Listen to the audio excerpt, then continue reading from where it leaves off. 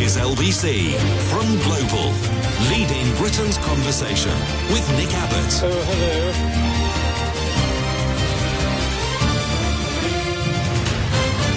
Well, let's get back to it. Wow. Economic activity or output increased by 0.1% in February. I feel better already. How about you? I feel considerably richer now than I did before I heard that. And when we come out of recession, wow, our lives are going to be so great. It's going to affect us deeply in a very special and meaningful way. We won't notice the difference. On the hottest day of the year so far, Britain's basked in the sunshine as we have become a nation of baskers. Temperatures reached 70 degrees Fahrenheit in London today, and for the benefit of people that hate our country, I will translate His Majesty's Fahrenheit to European surrender centigrade. It's easy, an idiot could do it. To go from Fahrenheit to centigrade, you simply double it and add 32. So let's see now, double 70 is 150, and 150 plus 32 is 192. Wow. It was 192 degrees centigrade in London today. Can you believe that? No. It was pleasantly warm and sunny in the southern half of the country. You remember the sun, don't you? No. Seems so very long ago. Meanwhile, in the north, there was rain. And there will continue to be rain in the northwest, I bet. I mean, I could check on that while you wait, but seriously, what is the point? But I'll go ahead and do it anyway. Aha! Well, it's raining right now. Do not call in, good people of Glasgow, to tell me that it isn't, because it is. It will also be raining tomorrow, and raining on Sunday, and raining on Monday, and raining on Tuesday, and... Oh, what? Not raining on Wednesday, Thursday, or Friday? Pfft, rubbish. And then it will be raining on Saturday, and we don't know about Sunday the 21st, but it will definitely be raining on Monday, and probably on Tuesday and Wednesday and Thursday as well. Every day for the rest of your lives. Damn it! In the rest of the country, we shouldn't get carried away because it's not summer. Because as usual, nature shows us summer and then takes it away again. Oh, fabulous. The Met Office said that by Sunday, most areas will be feeling much cooler, from around 10 degrees to 15 degrees centigrade, with showers in the northwest spreading to all parts by Monday. Would you like to hear the long-range forecast for the next 4 weeks? Oh, right, yeah. Did you mean? No. Yeah, I think you did, yeah. OK, why not? For the rest of April, winds from the north with showers or longer spells of rain, drier in the southeast. Temperatures expected to be mostly below normal. Mostly. And for the end of this month, beginning of May. May, blimey, it's almost Jesus' birthday. Where is the time going? End of this month, beginning of May, a good deal of dry weather for many areas with some warm days. A good deal of dry weather for many areas with some warm days. We'll take it. Steve says, I went to Kew yesterday and really enjoyed the sounds of Blossom music accompaniment. Bad radio word, sorry. No, that's fine. Accompaniment. It's just difficult to say. It has that mana in the middle, which sort of goes on a while, and your mouth doesn't quite know when to stop saying it. Accompaniment. He says, with the precision-planted tulips, albeit slightly annoyed by the Heathrow-bound plane noise every 30 seconds. Not as annoying as leaf blowers, though, eh? Says Steve. Yeah, it's a shame that some moron put London's biggest airport to the west of the capital, which means that all planes have to fly over the entirety of London. Specifically, in this instance, Kew is what we're talking about. But I suppose that we can't have nice things. Shane texts, a guest on the Ben Kentish show this week seemed to think that Mogg would make a good PM. A guest? What was the name of this guest? Was it Mrs. Rees-Mogg? And Ahmed emails, the UK consumer by the end of the month will have to pay an extra £2 billion for goods coming in from Europe due to post-Brexit border checks. Can you get that lamppost on the phone to explain his comment about cheaper food, clothing and footwear? Well, yes. We are going to have to pay a lot more for our food, but that is something that those who voted for Brexit knew that would happen because they knew what they were voting for, as you have probably been told about 8 million times. I know I have. Where is that story? Aha! Just as I suspected, halfway down the pile. Consumers will be forced to spend an extra £2 billion on French cheese and Italian olive oil and other food from the continent when post-Brexit border checks come into force at the end of this month. This is according to estimates from Allianz Trade, which is the world leader in trade credit insurance, whatever that is.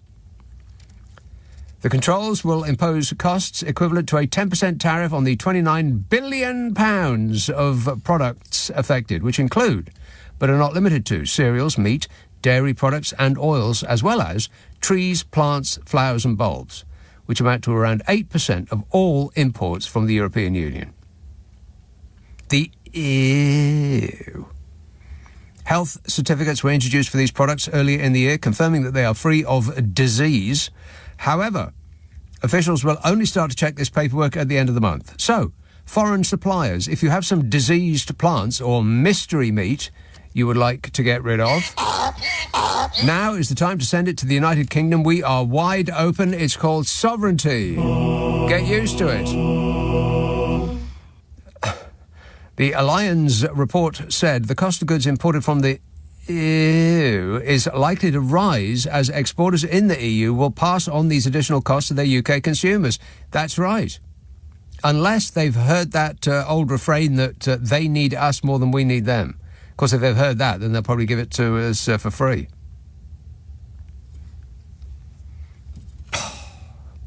One top-hatted Twiglet put it thusly. We could have cheaper food, clothing and footwear straight away by getting rid of the protectionist anti-trade tariffs that the EU imposes. And it would be very good for the British people and it would provide certainty. And I think once there's certainty, the country will begin to reunite. Why does anybody listen to that, a single solitary syllable that man says? A government spokesman said, "We do not recognise these figures." What on earth does that mean? They come out with that so many times. They get hauled up, banged to rights, and their get-out is, oh, we don't recognise these figures or these accusations, or, well, I've got no idea who this person is. Yeah. Wait a minute. Never seen him before. We don't recognise these figures. They said these checks will have a minimal impact. And look, isn't that Angela Rayner? Shouldn't you be haranguing her and not questioning us, peasant? There is a but, though. Good news. The suspension of tariffs on a range of other goods from countries with which the UK has no trade deal will ultimately save households money. I have no idea which of those other countries are, and I don't know what the word ultimately means, because it could mean in 1,000 years' time. But those goods are cars and precious stones. So if you are buying a car covered in jewels, you will be quids in. If you buy a Bentley made of diamonds, you'll be saving so much money you could get yourself another one as a spare. And of course, Smug piped up on Twitter and said, he said, these checks are an unnecessary act of self-harm that will increase prices in an era of inflation. Brexit is an opportunity for deregulation, not becoming a mini protectionist EU. That's what Smug said. Which is so staggeringly silly that you wonder about the state of mind that people that support him. We don't need checks on things that we're going to put into our mouths. We should just trust in the honesty of strangers. And if Smug thinks that, I would invite him to close his eyes and stick his tongue out. Just trust me. And, by the way, the checks are a legal requirement of the European Union Withdrawal Agreement Act, which was approved by the UK Parliament and voted for by Jacob Rees-Smug. He doesn't even know what he voted for. And I checked on the European Union withdrawal agreement votes, and voting yes in agreement, 353 Tories and 6 Labours. Voting no, 162 Labour and 0 Tories, including Jacob Rees-Mogg, who voted for it, who for some reason is listed on the parliamentary website as Mr. Jacob Rees-Mogg. He's one of just a couple of people who insisted on the Mr. I mean, there's a few sirs and a brace of doctors, but just him and all I could see was one other person insisted not just their name, but he had to have his title. I imagine he insisted on it. Wouldn't that be totally on brand for Lord Snooty? My view. Exactly. Mine too. On LBC, call 0345 6060 973. 0345 6060 973. Did you hear that? Somebody just left and slammed the door shut. They're furious. Let's have a call in Chingford. Hello, John. Oh, hello, Nick. John. I don't know if your assistant mentioned, but it was Lady McAlpine who said that Mogg would be a great Prime Minister. Right. What a stupid thing to say. Was she kidding? Well, I think, isn't Lord McAlpine a major donor to the Tories? But obviously, Richie's too woke and too left-wing and blah, blah, blah. Rishi Sunak is too left-wing? Wow, Yeah. how far to the right do you have to be to think that? Good grief. Anyway... She didn't say that, did she? That he was she too was saying left-wing? They're not proper Tories, and all this woke nonsense is filtered through to the Tory party, and there's no By real what Tories measure? left. By what measure is Rishi Sunak woke, for crying out loud? I thought that was his like special appeal to those on the right, that he was against feeling concern for others. Yeah, well, according to Lady McAlpine, there's no real Tories left apart from Rees-Mogg, really, of the old school sort of thing. I mean, she's very disappointed. I mean, She's disappointed. I can't express in words how disappointed I am. Well, no, she was disappointed that Boris has gone, and Okay, well, there ends my interest in your telling me her opinion. Okay, anyway, well, don't mention it again. I wanted to talk about Julian Assange, if I may. Why?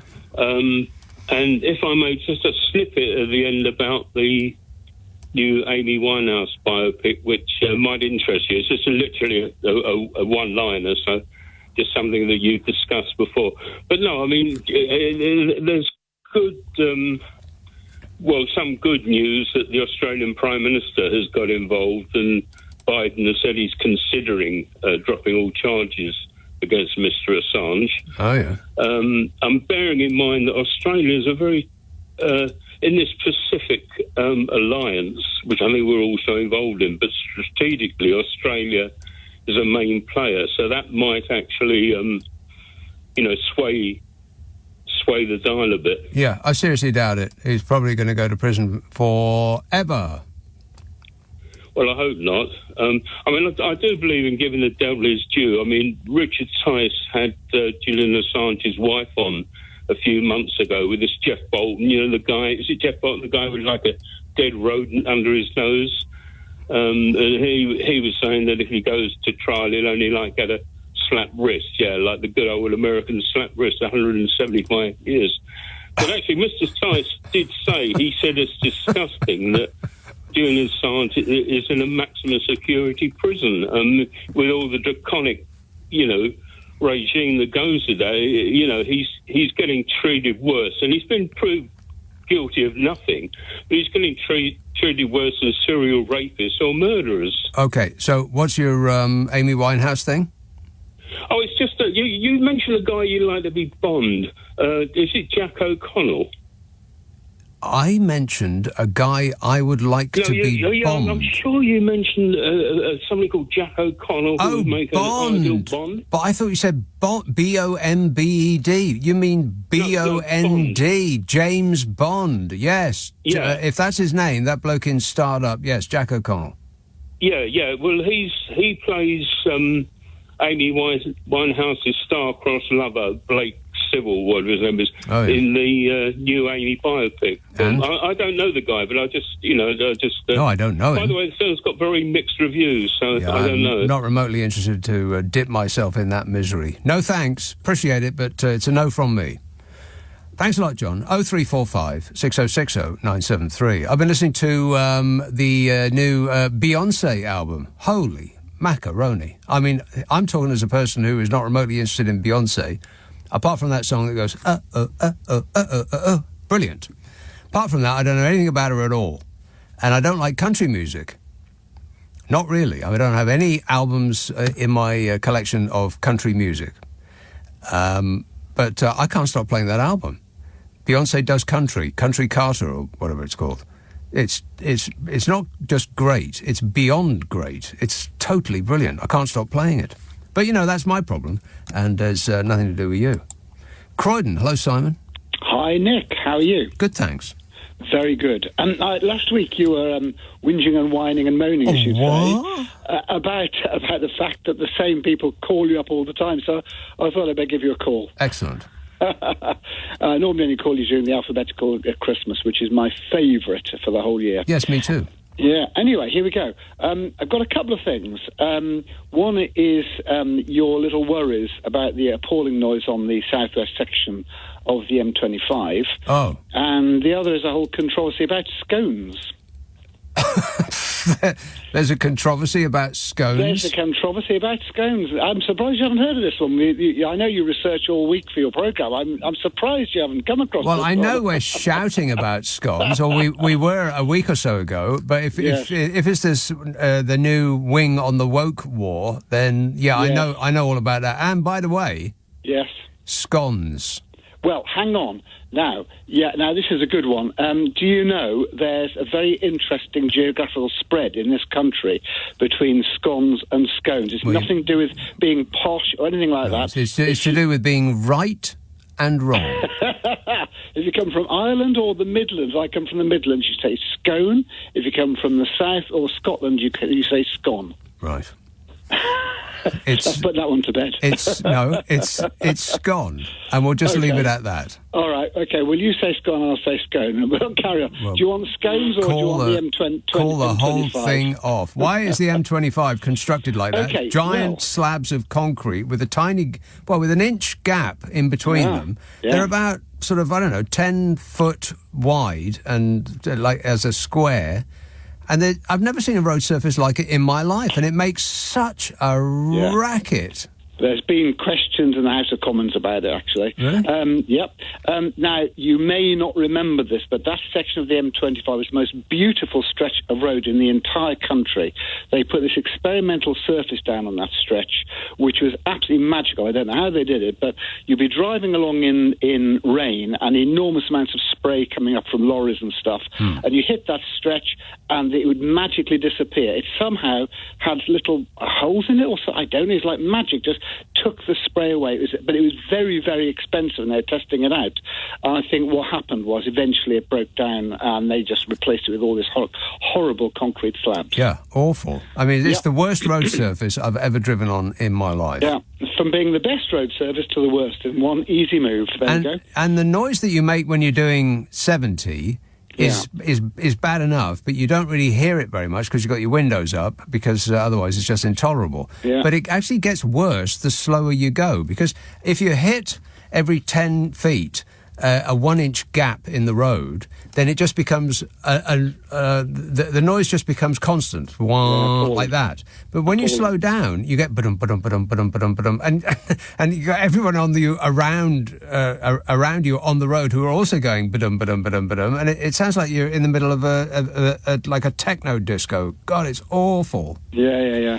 Awful. Well, on to scones anyway. Yes. So I was actually reading from this Sunday's paper, last Sunday's paper in the Observer, Stuart Lee's article, which was reporting on the Mail, which was saying the critics have condemned the use of vegetable-based spread instead of butter in the baking of the National Trust scones. Right. That sounds awful. Why would they want to do that? Well, and they said it was a virtue signalling betrayal, with a little inverted commas, dramas in another woke row involving the National Trust charity. Okay, this is just, it's all too silly because the Mail actually printed years ago, because this has been going on for years now. Yeah. I mean, they've known about this for years, and the evidence is that they printed the recipe telling us how good it was years ago, and now they're complaining about it because not using butter is somehow woke. It's not woke, Simon. It's just wrong.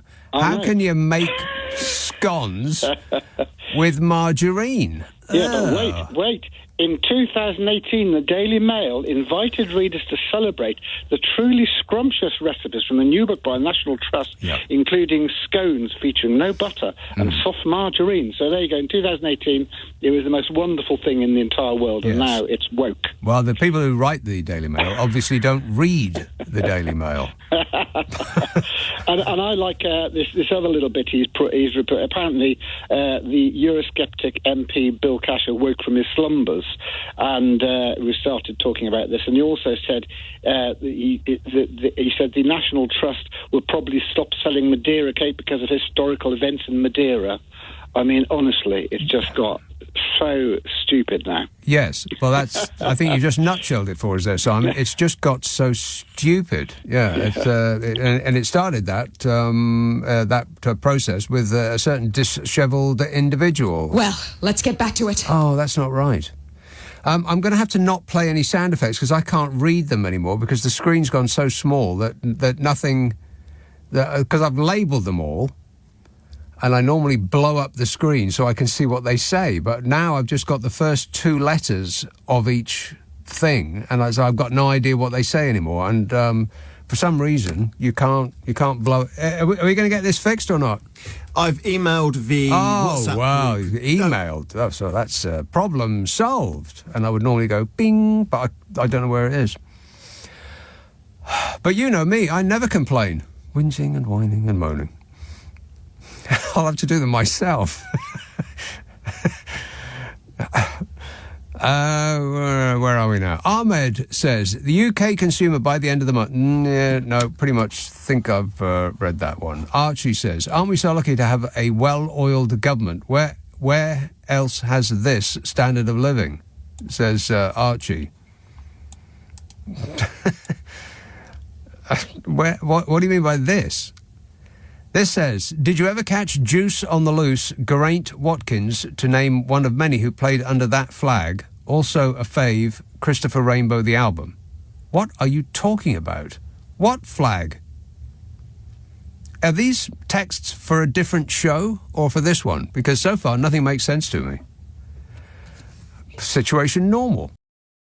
On LBC, call 0345 6060 973. Everything is going extremely well. Yeah, that's right. Everything is going extremely well. I can sort of see a bit of them now, so I can sort of feel my way around. It's like doing a show in a dark basement.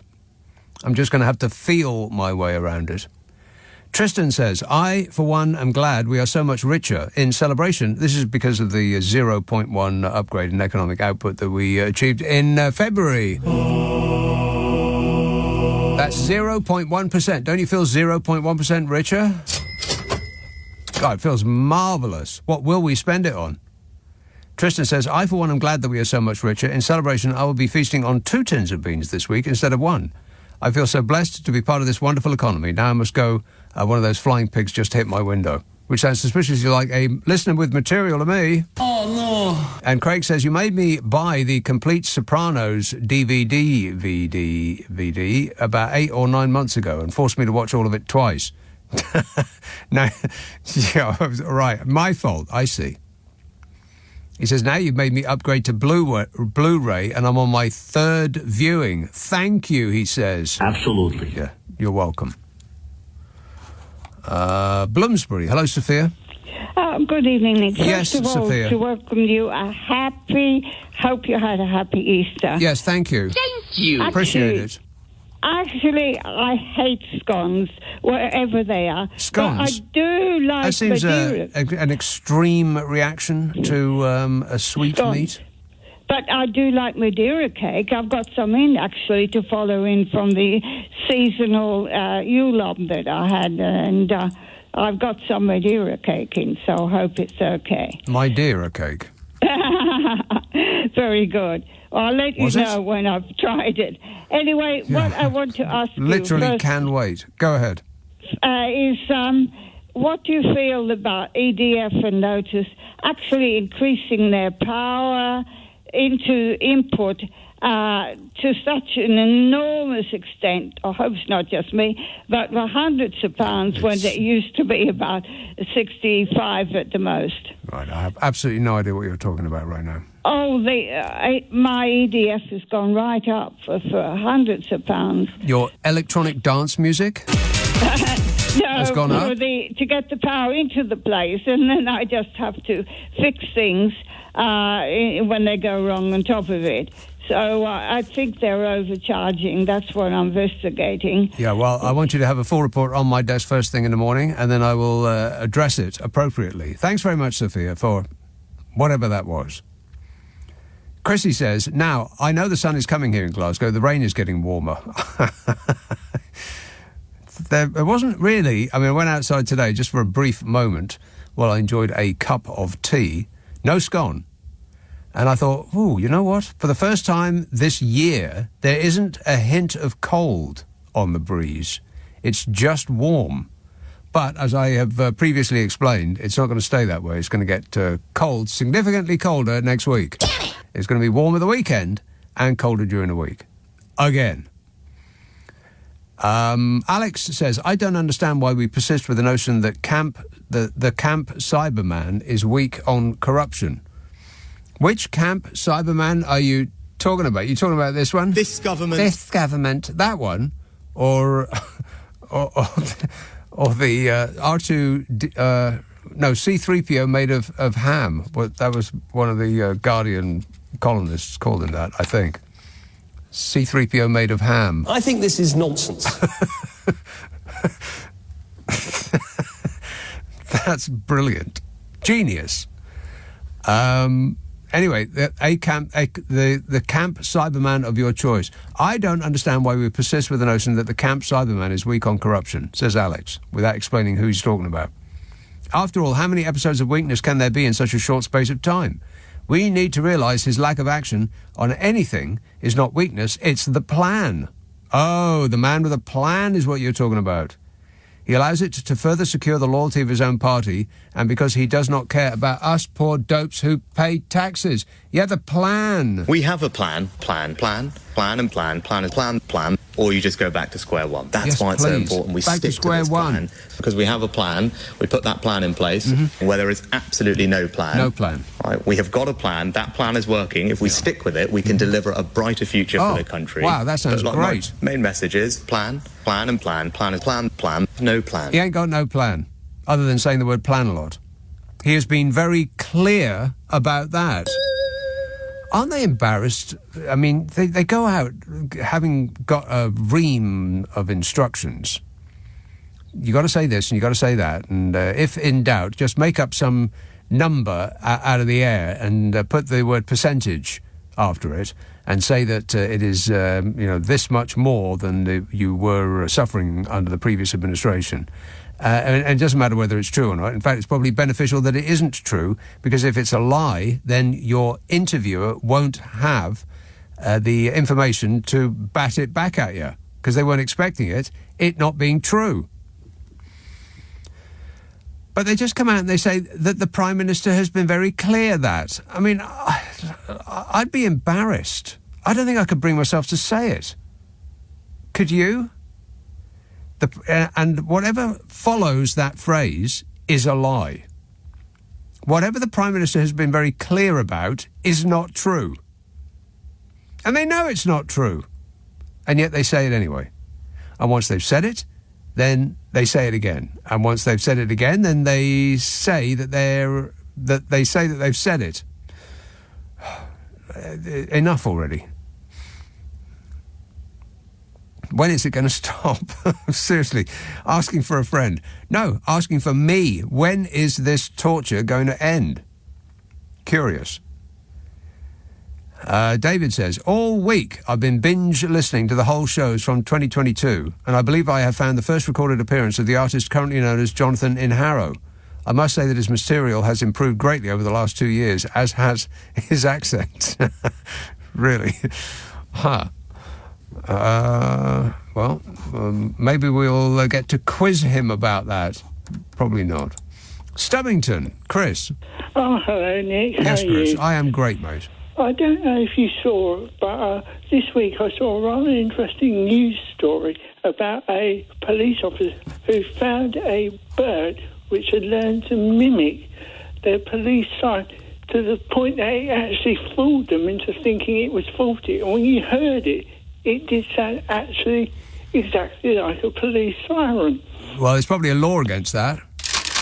Yeah, I thought that too, but I was like, the way it was, it sounded so spot on. It was really good, so I don't know if you'd seen it, but... I have not seen it. I saw a parrot singing like a rock star today on Twitter. That was funny. I also saw a pigeon dancing to somebody playing music on the street. Yeah. It was actually dancing. Yeah, it was extraordinary. Probably illegal too under this law. But birds, they know a thing or two. Yeah, no definitely. doubt. Apart from ducks. Ducks are really, really stupid. There's just no getting around it. I mean, they're just morons. Ducks are morons. That's a fact. Thanks for that, Chris. 0345 6060 973. Nikki says, hey, Nick, it always makes me laugh when they say in Parliament how terrible it is that the opposition is playing politics. What are they supposed to play in Parliament? Trivial Pursuit? Backgammon? Porn videos? Disgusting. That sort of thing? Yeah, no doubt. Playing politics. Again, can these people hear themselves? East Yorkshire. Hello, Mike. Hi, Nick, yeah. Have you seen the latest attempt by the Conservatives to stuff Labour when they come to power? Which particular one are you talking about? Chancellor Hunt, he has said, we've done the hard yards now, so I'm going to cut taxes and gamble on growth. Yeah. Gamble on growth? Well, they aren't going to be there to deal with the problem of cutting taxes and failing services. That's what is in my mind every time they announce some plan or some policy or we're going to do this and we're going to do that. You know, so it's a bunch of I'm gonnas. Is the knowledge that they won't be there to see it either enacted or the result of that policy. So, I think at this point we can just disregard everything they say about on any subject, unless that whole voter ID plan bears fruit. I don't think so. I think there'll be enough publicity. I got my postal vote through today for the local elections, so I will definitely be voting on that, and I don't need ID to do it. No, I would vote a couple of times if I were you, Mike. Three or four times. I think that's the legally required limit that you can vote in an election. 3 or 4 times, something like that. I'll look that up and I'll let you know later. So when you applied for your postal vote, you didn't have to provide photo ID? No. What kind of ID did you have to provide? A signature. And they would check that against a signature of yours that they have on file? No. No, they just trust that it's your signature and that's the end of it. But what they do check, apparently, but I can't believe that this is actually true, they said that when I send the postal vote in, they then check the signature. Yeah. But you can hand your postal vote in to any polling station up to 10 o'clock on polling day. So how are they going to have all the signatures that are required in the counting station to check all the postal votes? No, they won't. Madness. It's not madness. It's entirely deliberate. It's not mad at all. It's just crooked, is what it is. And Smug said so himself. My view. He's saying the quiet part out loud. I cannot believe that he said this out loud. This is a measure of the man. He said that gerrymandering had rebounded on the Conservative Party, because a lot of people who had got turned away from the polling station were older people who'd forgotten that they needed their ID. Well, you know, they'd forgotten to put their shoes on, and they came down barefoot, and they were still in their nightie because they'd forgotten to put their clothes on, and they had curlers in their hair because they'd forgotten to take those out. So no doubt they forgot their ID cards. And that's precisely what Smug said. He said that gerrymandering can rebound on you. Well, how come people aren't in jail right now? I mean, that's an admission of guilt, surely. Well, it is absolutely so. And I mean, can I just change the subject? One quick one on this. Have you seen 10 Years to Save the West? Oh, Liz Truss. Liz Truss, did you see what she said in it? Go on. She said the Queen died. And I thought to myself, why me? Why now? I mean, how self-absorbed can you get? The Queen died, and Liz Truss said, why me? Wow. Why now? She is, with very few exceptions, the worst person in the world. Absolutely. Yeah. All right. Thanks a lot, Mike. 0345 6060 973. 10 Years to Save the West by Liz Truss. We're doomed. Nick Abbott on LBC. Call 0345 6060 973. Everything is going extremely well. Everything is still going extremely well. Don't you worry about that. 0345 6060 973. Caroline says there is such a beautiful bird. There's such beautiful bird song at the moment. At least they're happy about all that rain. Yes, no doubt. Kirsty says, please do a shout out to my friend Thomas, who is 99 years old.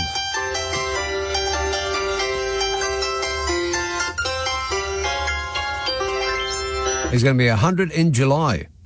Remind me then, Kirsty, and I'll give him the short version. Rebecca says, the rain's nuts here tonight. My son's 21 on Monday, and it's the first year since he was born that the weather will be awful on his birthday. Ah. Not that he cares, he's sunning himself in Valencia. What? Oh, well, that's nice, isn't it? It is actually nice, Valencia. I recommend it. Ealing, Mohammed. Hi, Nick. How you doing, buddy? You Great, right? mate. Yes. Lovely to speak to you, as always. As you were saying, the Prime Minister earlier on this week, he was saying he's got a plan. He hasn't got a blimey clue of a plan, if that makes sense. And nor does that Sir Keir, who's going to be our next Prime Minister. Yeah. Well, he may have a plan. He just doesn't want to tell us what it is. What kind of plan? I haven't seen any plan. Has the public seen any plan? No, that's what I'm saying. No, he has just stood there without expressing an opinion on anything, really, and his popularity could not be higher.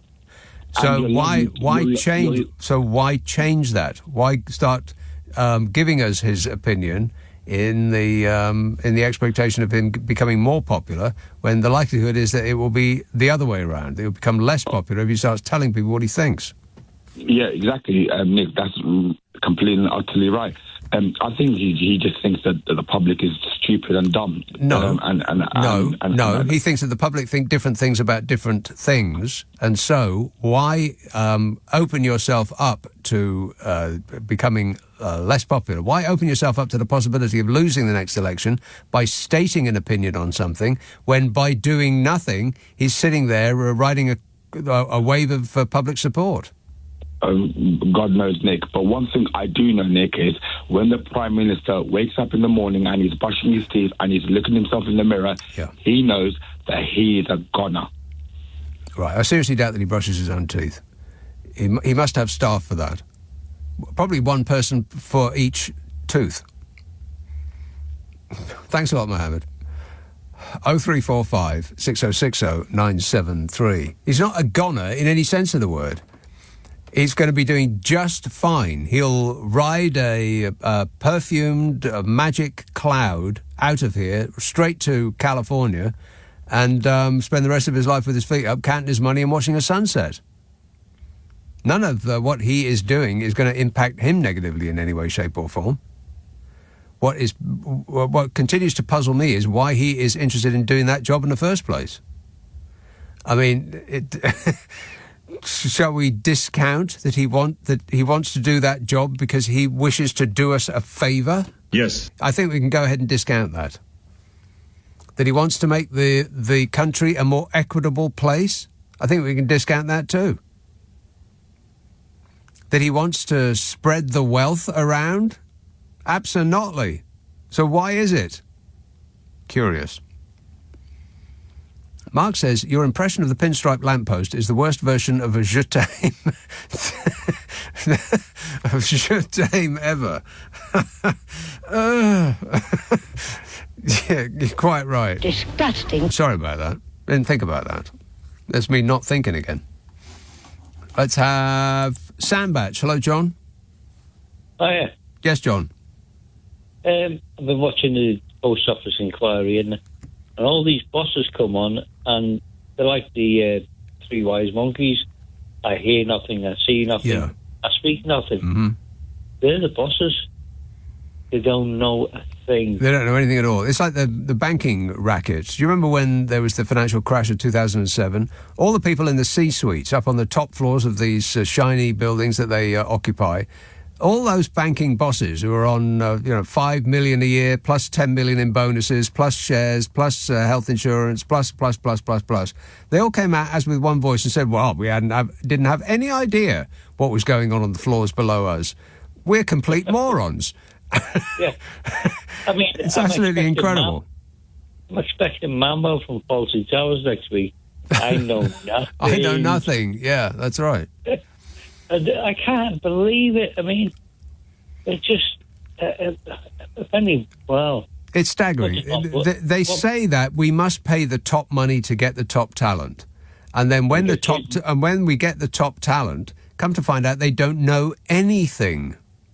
Yeah, one said, you always know that about subbies, because when they're caught with their hands in the till, they blame the technology. Well, if that's what he was thinking then, well, he's caught out now, all right. Yeah. I'd stop watching that if I were you, John. It's not going to improve your mood any.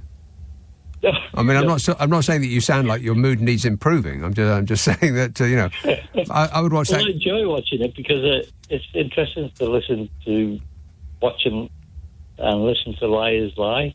Right. Well, can I recommend just try something else? I mean, that Good Morning Britain might be a good idea. It would be like chewing gum for the brain. I've been put my foot through the telly. Well, yeah, don't do that. It's your telly. Unless you're watching TV at somebody else's place, in which case, go ahead, enjoy yourself. All right, thanks a lot, John. I couldn't do that myself. No, I just couldn't bring myself to do that. I couldn't bring myself to watch the drama on ITV, and I'm sure it was excellent in every regard. I just don't want to be dipped in that misery. I want to be amused when I watch television. I just saw the first series of The White Lotus again, and I watched it in 2 chunks. Because when they say it's an hour long, it isn't actually an hour long, because, if you take the ads out, it's about 40 minutes long, something like that.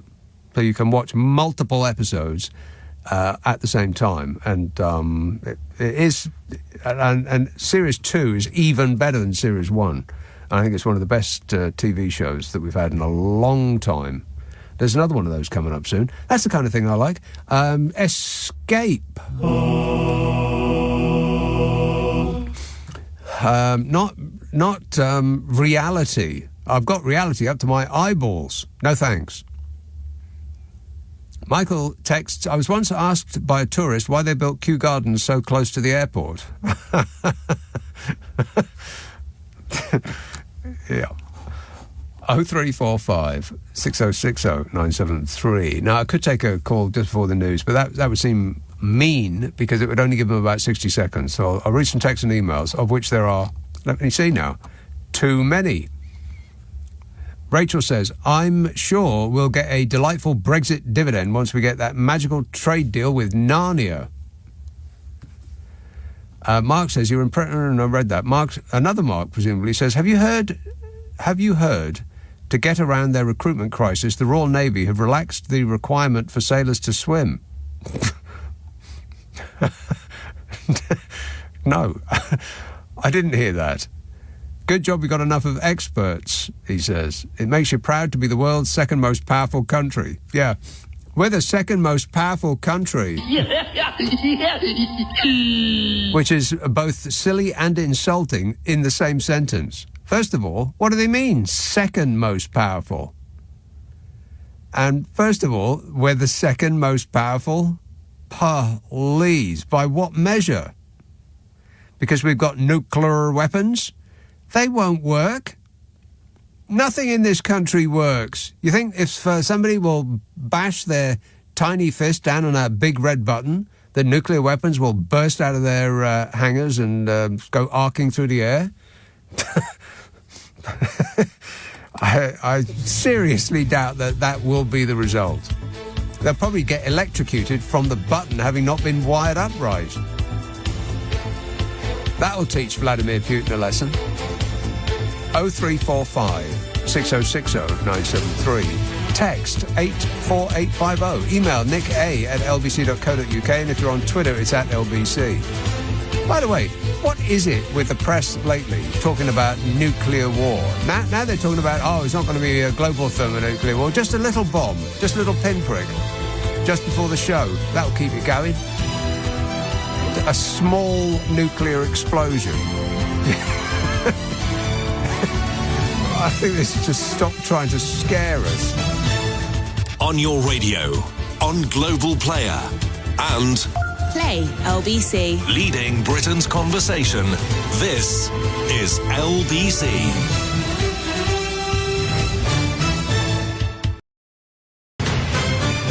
This is LBC from Global. Leading Britain's conversation with Nick Abbott. You're joking.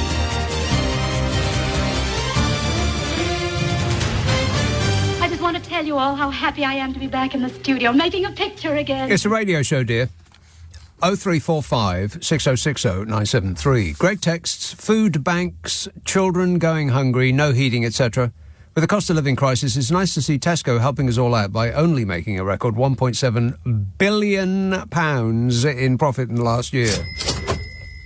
They've done very well. Caroline says, it's not beyond great, it's Beyonce great. Her version of Blackbird made me cry in a good way, says Caroline. It is great. I couldn't quite believe how great it is, that new Beyonce album. I mean, I'm a bit resistant to that sort of thing, to something that comes in with an absolute blaze of publicity. I mean, the last one that came in with such a lot of PR was... oh, no, wait, I'm going to sneeze. Oh, no, it came and gone. It came and went. It's come and gone. One of the above. Was the Rolling Stones album. Rock and roll! But that was so great that it sort of overcame any resistance on my part to that amount of PR. But the Beyonce album, I mean, I don't really like country music. And I'm not very familiar with Beyonce at all. It's not the kind of thing that I would buy or choose to stream or anything like that. But I thought, well, that's an interesting confluence. That's an interesting mix of styles, Beyonce and country music. It's not something that you would put together. It'd be like Snoopy Dog doing like a jazz album. It's just not what you would expect. And so I listened to it once and I thought, wow, there's some interesting things on there. It doesn't sound much like a country music album, I thought, on first listen. And I listened to it again and I thought, actually, you know what? This is utterly great. And I must have played it all the way through about 8 times now. In fact, I haven't put anything else on since I started listening to it at the beginning of the week. It's just epic. It really is. I mean, every song has got something brilliant in it. Who knew that Beyonce was good? Nobody. That's who. I'm bringing this news to you for the very first time. I want you to write that down. Glasgow. Hello, Chrissy. Oh, hi, Nick. How are you? Good, thanks. Good. Just after the break, I was listening on the phone there, and that LBC theme, I find it really rousing. But I can't get over the fact that at the end of it goes do-do-do, do-do-do, and it sounds like we're going fox hunting. Oh, no, it does. It's got fox that hunting. weird trumpet. Oh, yeah. Well, now I'll never be able to listen to it in the same way. I know. I hear it every time. Do-do-do-do-do-do. It's like, oh, we're off again. I just think of it as we're all on handsome chargers, belting over the countryside, and foxes are not to be seen. We're not riding with dogs. It was just you and me on a horse, Chrissy, with fields to call our own and the horizon to aim at. Yep, absolutely. And the warm rain cascading over us. Yeah, absolutely. All over us. Yeah. Yep. You were talking earlier on about, I'm glad you said scones, because we all know that's the correct way to say scones. it. Yes. Yes. I was at one of these kind of bake sale things. I was helping them with the church. It's not something I'd normally do, but I was kind of chipping in with the village. Oh, yeah. And my friend was there, and we were all asked to bring some baking. So we were like, modern middle-aged mothers were like, oh, God, will we just buy something and scatter some flour and pretend we made it? Like, no, come on, we're going to make an effort. We're going to make an effort. Of course. So she made scones of various varieties, some fruited, some cheese. She said, my scones are fantastic. I thought, oh, okay, that's great, you're on. And I knew that I made a good banana and walnut loaf and some sticky toffee squares. Does sound good. Yeah, well, moist. I always make a really good one, very moist. As opposed to scones, because if you get them wrong, you could use them to bang nails in a wall, couldn't you? Well, it's funny you say that. The next day, we're going round the tables helping the old ones with their tea and stuff. And one of the older ladies, she pulled me over. She said, "Listen, I don't mean to be a complaint or anything, but the scones aren't defrosted yet." And I said to her, "They're not frozen." I didn't have the heart to. She said, "But whoever made that banana loaf, that is amazing." I was so chuffed. Yeah. Did you tell her? Did you? No, I didn't. It was a pride and joy. She'd been doing it for hours. I thought, I can't very well say to her that our scones are like boulders, Yes, exactly. Out to choke old people. You could use them as weapons. Yes, a tactical scone. Yeah, just a small one. Yeah. Yeah. You said about a pigeon dancing. I don't think you did see a pigeon dancing, did you? I did, yeah. I saw a pigeon dancing. It was in the street. Somebody, a street musician, was playing his heart out, and this pigeon was parading up and down in front of him, jigging up and down. It was an extraordinary thing to see. Have you never seen a pigeon before? That's what pigeons do, Nick. They march up and down and their heads bob and the heads bob. And No. The heads are attached with an elastic band to their feet. It's weird. They can't help it. I know that birds' defining characteristic is flying, but why do they?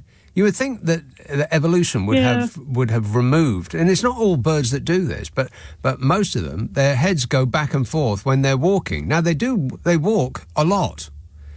Walking is many birds' way of feeding, pigeons being among them. But you think that all that, their heads going back and forth, would create some sort of noise in their tiny little brains, and that their vision would. I don't know how they sort of cope with their heads sort of going so violently back and forwards like that. You would have thought that at some point that evolution would have created a bird that can walk without doing the funky chicken. It's true, but birds are not very great at evolving. I think they've kind of stopped. They were talking this morning and dinosaurs. James O'Brien about pheasants. And somebody had asked the question in this trailer, why are pheasants so stupid? And I thought, that's a great question. And it's true. I mean, I live in a rural area just outside Scotland, just outside Glasgow, and we get a lot of pheasants on the road around here because they breed them and they shoot them. Right. And yet they think they're big men with their guns going about shooting things that have been bred to look at them like they're papa, you know. You think, shooting fish in a barrel, what makes you a big man? The thing's looking at you going, hi there, boom. And it's got, what makes you a big man? You know, I don't think it's even that. I don't think it's even that. I think people like being drunk, in charge of a gun, in the countryside, where they can do whatever they want. I think that's what that is. Shooting pheasants, going pheasanting, or whatever they call it, is... Well, it's not fair, and I think they should take the orange vests off to give the pheasants a chance. I actually saw a pheasant once tripping over its own head. I mean, how much of a big, talented guy are you to shoot a bird that can trip over its own head? Right. Give pheasants a chance. Give pheasants a chance, Nick. Let's start a movement. All right. OK, thanks a lot, Chrissy. Cheers, mate. 0345 6060 973. Why are pheasants stupid? Well, they're very, very attractive. Is it possible that things are more stupid the more attractive they are? There's some justification for positing that. I've just posited it. I'll clean it up later. Amy says, I'm sure your listeners wouldn't mind adding your sound effects in the background. We all do it in our heads anyway. I'll do the 10:30 to 11 shift. Too late. No, I found a way around. I found a work around. Don't ask me how I did it. I just started pressing buttons wildly, and eventually everything came good. Everything is working as usual. Let's have Wandsworth. Nick. Hi, good evening, Nick. How are you? You okay? Good, thanks. Yeah, I've just it's been bugging me away whether or not you can confirm or not. Last week during the solar eclipse over in America, did allegedly Donald Trump and Melania, while the soldiers were looking up in the sky and it was all dark, did they quickly break into Fort Knox and steal a few million for their court case coming up? Leave that with me, Nick, and I'll investigate that further. Wow, that was surprisingly bad. No offence, Nick, but that was terrible. A listener with material. Oh, no. Really bad material. No, Donald Trump wouldn't break into Fort Knox and steal a few $1 million. I make $400 million a year, so what difference does it make? What difference would a few $1 million make? He makes $400 million a year. Your husband's going to jail, Melania. I don't care. She's not that bothered. 0345 6060 973. Steve says, I was listening to an old Nick Abbot Habits. That's the podcast where I clip up old shows and put the funny parts together over 30 minutes. Comes out on a Monday, the Nick Abbot Habit. He says, it was the one where you managed to lock yourself out of your home. The whole episode was dedicated to this. Have you ever done anything like that again? Says Steve. No, I have not. What kind of a stupid moron do you think I am? I would lock myself out twice. Nick Abbott on LBC. Call 0345 6060 973. Hello, Nana please. Trying to connect you. Sorry to keep you waiting. Here is a person that I've been keeping waiting in Airdrie. Seamus. Hi, mate. Oh, good man. Yes, eventually. Finally. Right, we were talking about... Aye, I know, man. I know. It's that had to go through, so it's like boom. Anyway, we were talking about the I was thinking the pheasants, minute and that. The pheasants, mm-hmm. Aye. So I know how no, see if you're driving down a country road or that, or you're driving by, you see them walking out and you go out and you have to they're all bred in captivity. They're bred for shooting. They're not bred in captivity. They're bred outside in among the ling. No, they're bred to be shot. They're bred to be shot. That's a fact. Yes, okay, but that doesn't make the shooting of them any better from the bird's point of view. But the whole thing is that they're clueless, man. Know what I mean? Why are they clueless? Because they're bred, they've never been out. It's bred for people like kind of upper class. And do you want to know what? They're fat and lazy, you know? Do you want to know how they're fat and lazy? Well, the people that are shooting them, or the birds that they're shooting at, fat and lazy. Yeah, the people that are doing the shooting get driven around in Land Rovers, and then they stuff them to the gills with all sorts of, probably scones, I would imagine, and libation, booze, and then they blast away at the sky, occasionally hitting something, probably one of the beaters coming over the horizon, waving their plastic flags, making a noise to make the stupid grouse take to the air. Fat and lazy, that's what I would describe them as, yes. A bunch of... Well, they're probably bankers. No! Because those are the only people who can afford the 10 grand a day that it costs to, go blasting about the place. Anyway, thanks a lot, Seamus, for that almost completely understandable interjection. Appreciate it. Beltex, hi Nick, I agree with you on most things, but it isn't scone, it's scone, as in stone. By the way, Bounce's new album is rather good, but I'm not sure about the cover of Jolene. Oh, you know what? I've read such a load of nonsense about that album. People are pining about, oh, well, it's not traditional country music, and it's not this and it's not that. I think that she should be congratulated for taking something that is so white and turning it blackish. I mean, I would never, apart from R.D. Lang, which I bought a long time ago when she had that song out, I can't remember what it was called. In fact, I might not have bought it. I might have got it free when I was working at another place. They used to just pour CDs all over us. Used to go home with shopping bags full of them every week. I mean, hundreds. It's hard to believe now. But they used to do that. Record companies. And every now and again, I'd keep one of them. Mostly not. And so I've never been interested in country music at all. You know, I appreciate Johnny Cash and,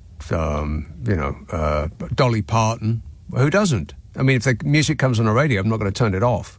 But I wouldn't go out and buy it. But this album is it's just absolutely epic.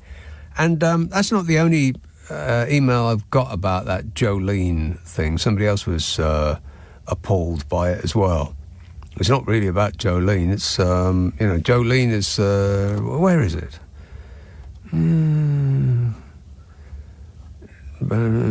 Jolene. Oh, here we go.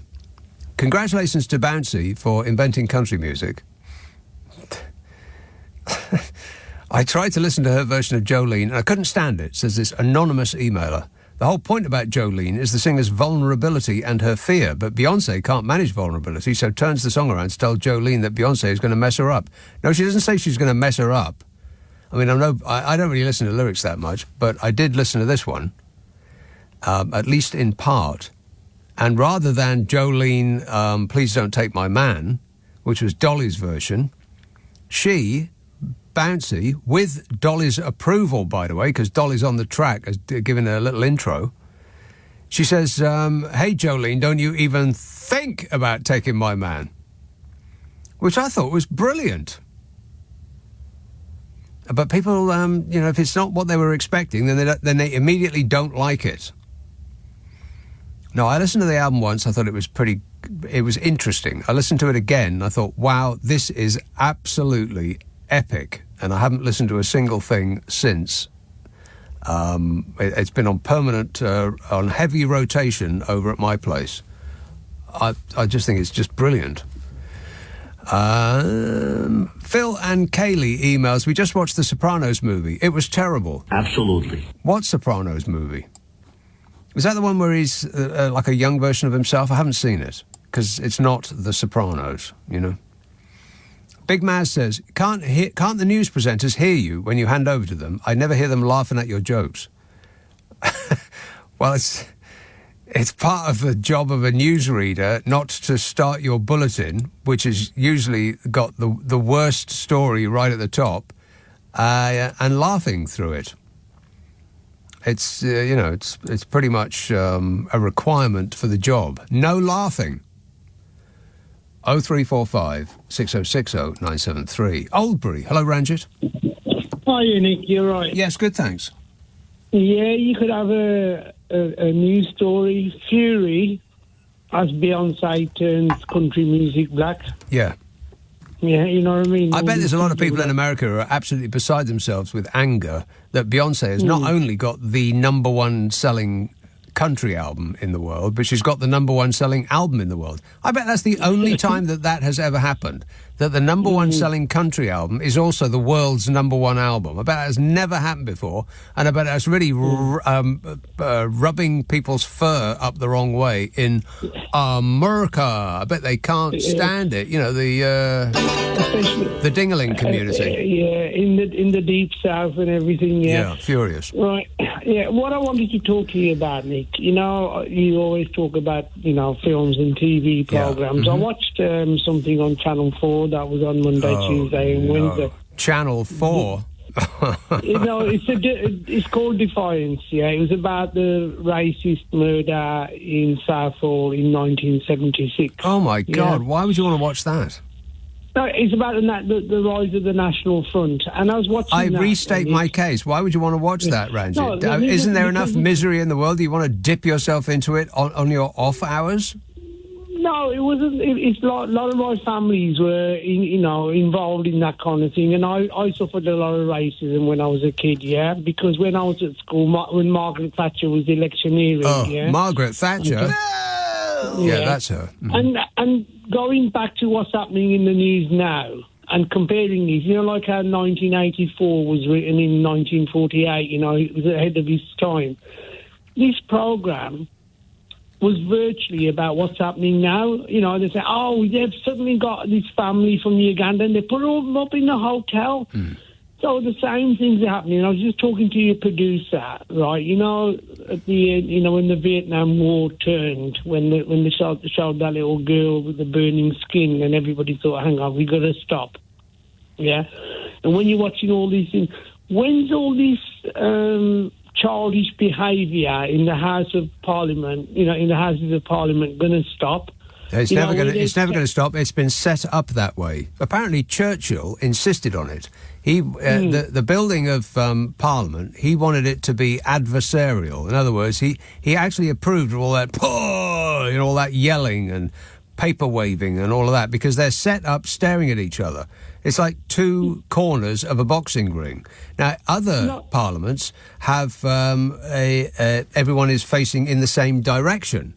So they're not against each other physically, but we apparently prefer it that way. I know I don't, but, No, Nick, the thing is, in a court of law, the two barristers or whatever, when they, in a Crown Court, they face up to each other and get up turn by turn to have words, but that's civilised, right?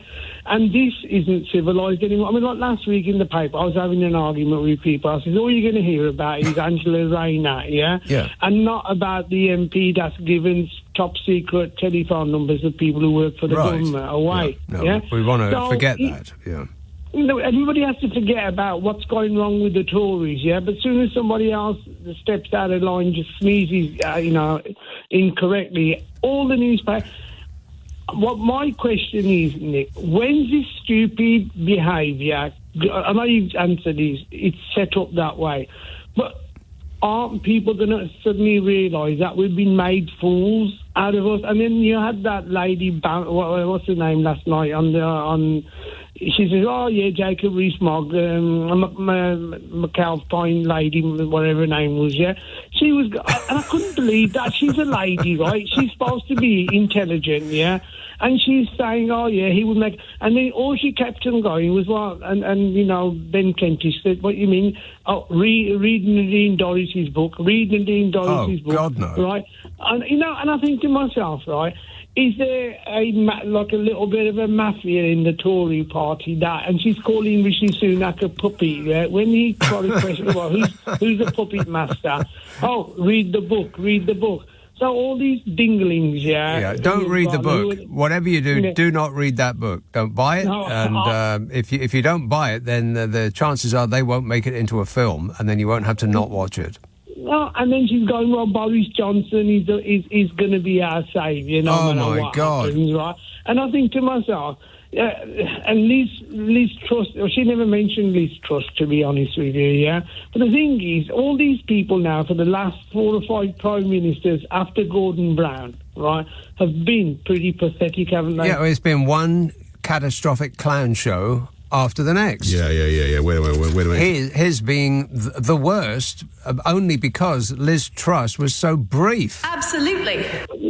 You live in London, Nick, right? How good was the Lord Mayor? What's his name? Boris Johnson. He was really, really good at getting his face on everything. Other than that, I can't think of a single thing that people approved of greatly, apart from perhaps a lot of cycle lanes, which he but that's what we people don't. have been complaining about ever since. Anyway, why didn't you say all this last night? Why are you calling me with this?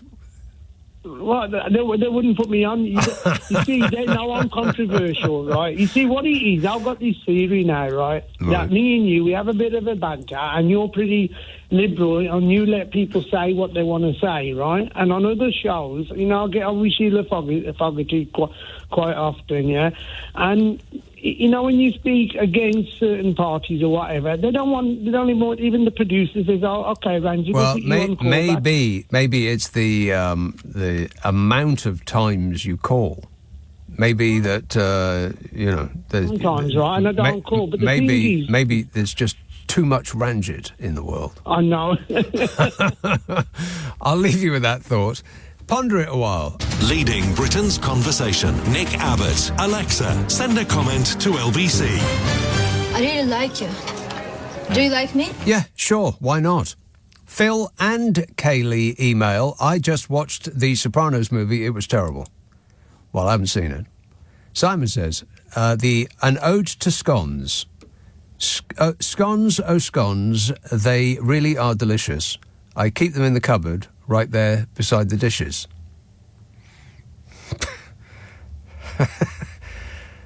Yeah, okay, I quite like that. Greg says, if Thick Lizzie brings out an audiobook version of her new book, the time it'll take her to read it to us all will be longer than she was in power. Absolutely. I cannot believe that she's still swanning around the world, opining on issues. Why is anybody remotely interested in what that woman has to say? Explain that to me, I double dare you. Brighton. Hello, Joe. Hi. It's been 2 years I haven't spoke to you because I'm still upset they haven't given you a Sony Award. Because everything you say has come to, Right. So, like, for example, they don't still do creases. They don't still. Sorry? Hang on a minute. They don't still do Sony Awards, do they? Yeah, they do. I think they do because Mr. O'Brien has mentioned it a couple of times over the last 2 years. I've heard him mention it. Are you sure? Hang on a minute. Wait. They still do Sony. I think it's under a different name, but they do the awards. Right. So it's not the Sony Award. You deserve one, Dick. Dick, you said. All right. Okay. Hang on a minute, Joe. So what? They have the awards, but they're not called Sonys anymore, I believe. Well, what are they called? Something else. Hitachi. Fujitsu. Producer material. I'm surrounded by them. Oh, no. Right, so I've got no idea. We have no information in that regard, Joe. Don't know. Okay, so what I want to say, you were saying that people are looking for creases in Labour's jeans. We have a guy who comes on every day, Shaheed, looking for every problem on the jeans. Wait a minute. Wait. What are you talking about? Creases in Labour's jeans? Well, you're saying they're looking for everything to be perfect, like Owen Jones. Everything must be perfect, or we ain't going to vote for the party. Oh, like you right. Be saying. And you've got Shaheed and other people coming on. The other day I got called. I was entitled. I said to him, we've got flats in London which are owned by overseas and nobody living in them. I just drove through London yesterday, North London. Mm-hmm. There was one person and one block of flats and all the rest were empty. How do you know that? This guy called me entitled. How do you know that? We drove through down Dalston. Yeah, but how do you know that there was one person in the block of flats? Well, because they had flowers out and the rest of the houses were empty. They had no blinds or curtains. None. All the flats were empty coming into Monument Way of Tottenham House. Okay, well, I seriously doubt... Well, hang on a minute. I seriously doubt that people in Monument are... Monument Way in Tottenham. Well, in Tottenham, right, okay. Yeah. Foreign investors are not buying flats in Tottenham. You'd be surprised. I would be stunned and amazed. They're buying property in Mayfair.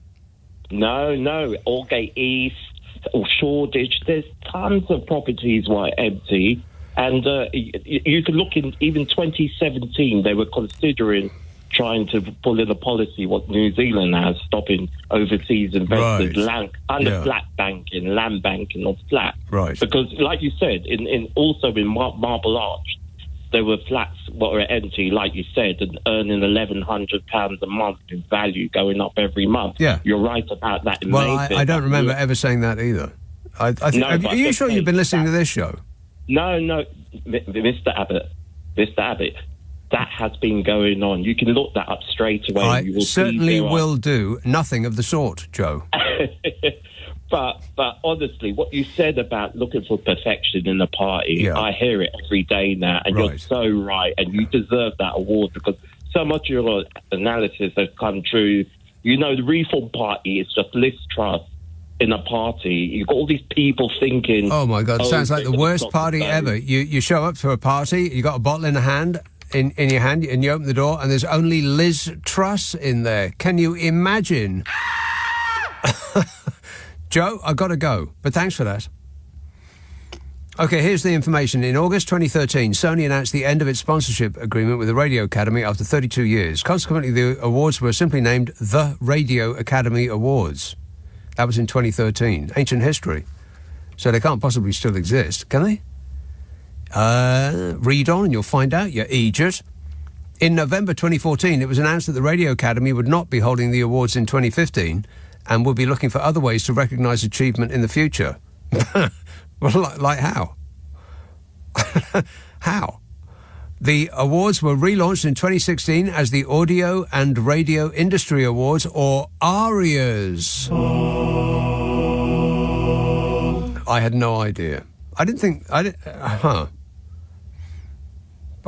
they did those anymore. So is there like a yearly... Is there like a dinner? Yeah, they're held at, if I may point out, at an arena in Sheffield, I believe. An arena in Sheffield?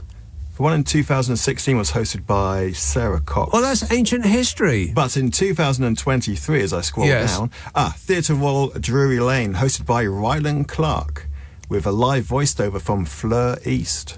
Right, I don't know who either of those two people are. I've got no idea who either of those two people are, which is probably why I wasn't invited. Yeah.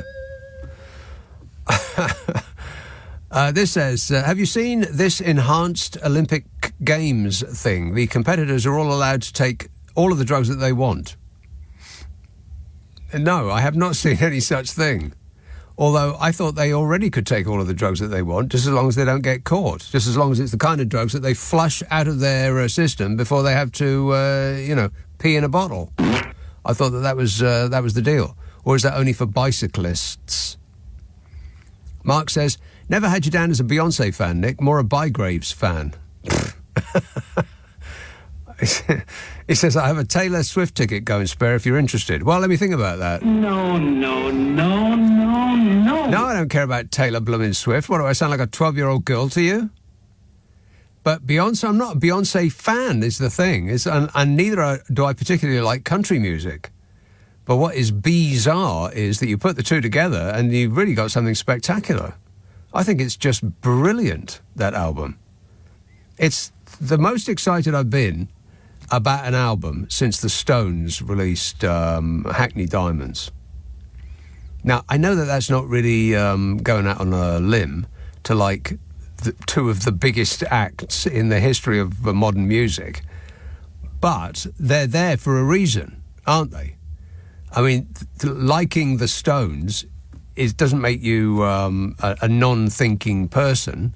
They are where they are because they're great. Ditto Beyonce, I would imagine. But to have gone out on a limb, as she did, and take on country music with everything that goes with country music, you know, a certain white element in the Deep South, they love their country music, and they don't want anybody that looks remotely like Beyonce edging into their area, onto their turf, particularly as she has taken over, essentially. She's got the #1 country album and the world's #1 selling album at the same time. Amazing. And it really is an epic, epic album. And all these people are saying, well, he didn't sound like, Dolly Parton's Jolene. She took on Blackbird Singing in the Dead of Night. Blackbird, the Beatles song. Which didn't sound like a country music song to me. I'm being educated by Beyonce. Can you believe that? And that's also great. Everything on it is absolutely epic. Trust me, you can thank me later. Or you can thank me now, whichever you choose. I would prefer now, actually. Thank you. Appreciate it. Hounslow, Jenny. Hi. Jenny. Hi, Nick. Yes, Jenny. Hi. How are you? I am great, mate. I love this show. I love it. You are so funny. Thanks. However, But I'm here. First of all, I'd like to say, I want to say a big, huge thank you because I run a food bank. I'm a charity, sorry. Mm-hmm. I'm a non-profit charity, and we run a food bank, and we stretched it a little bit further than that, and we also run a pet bank because we work with people over 65.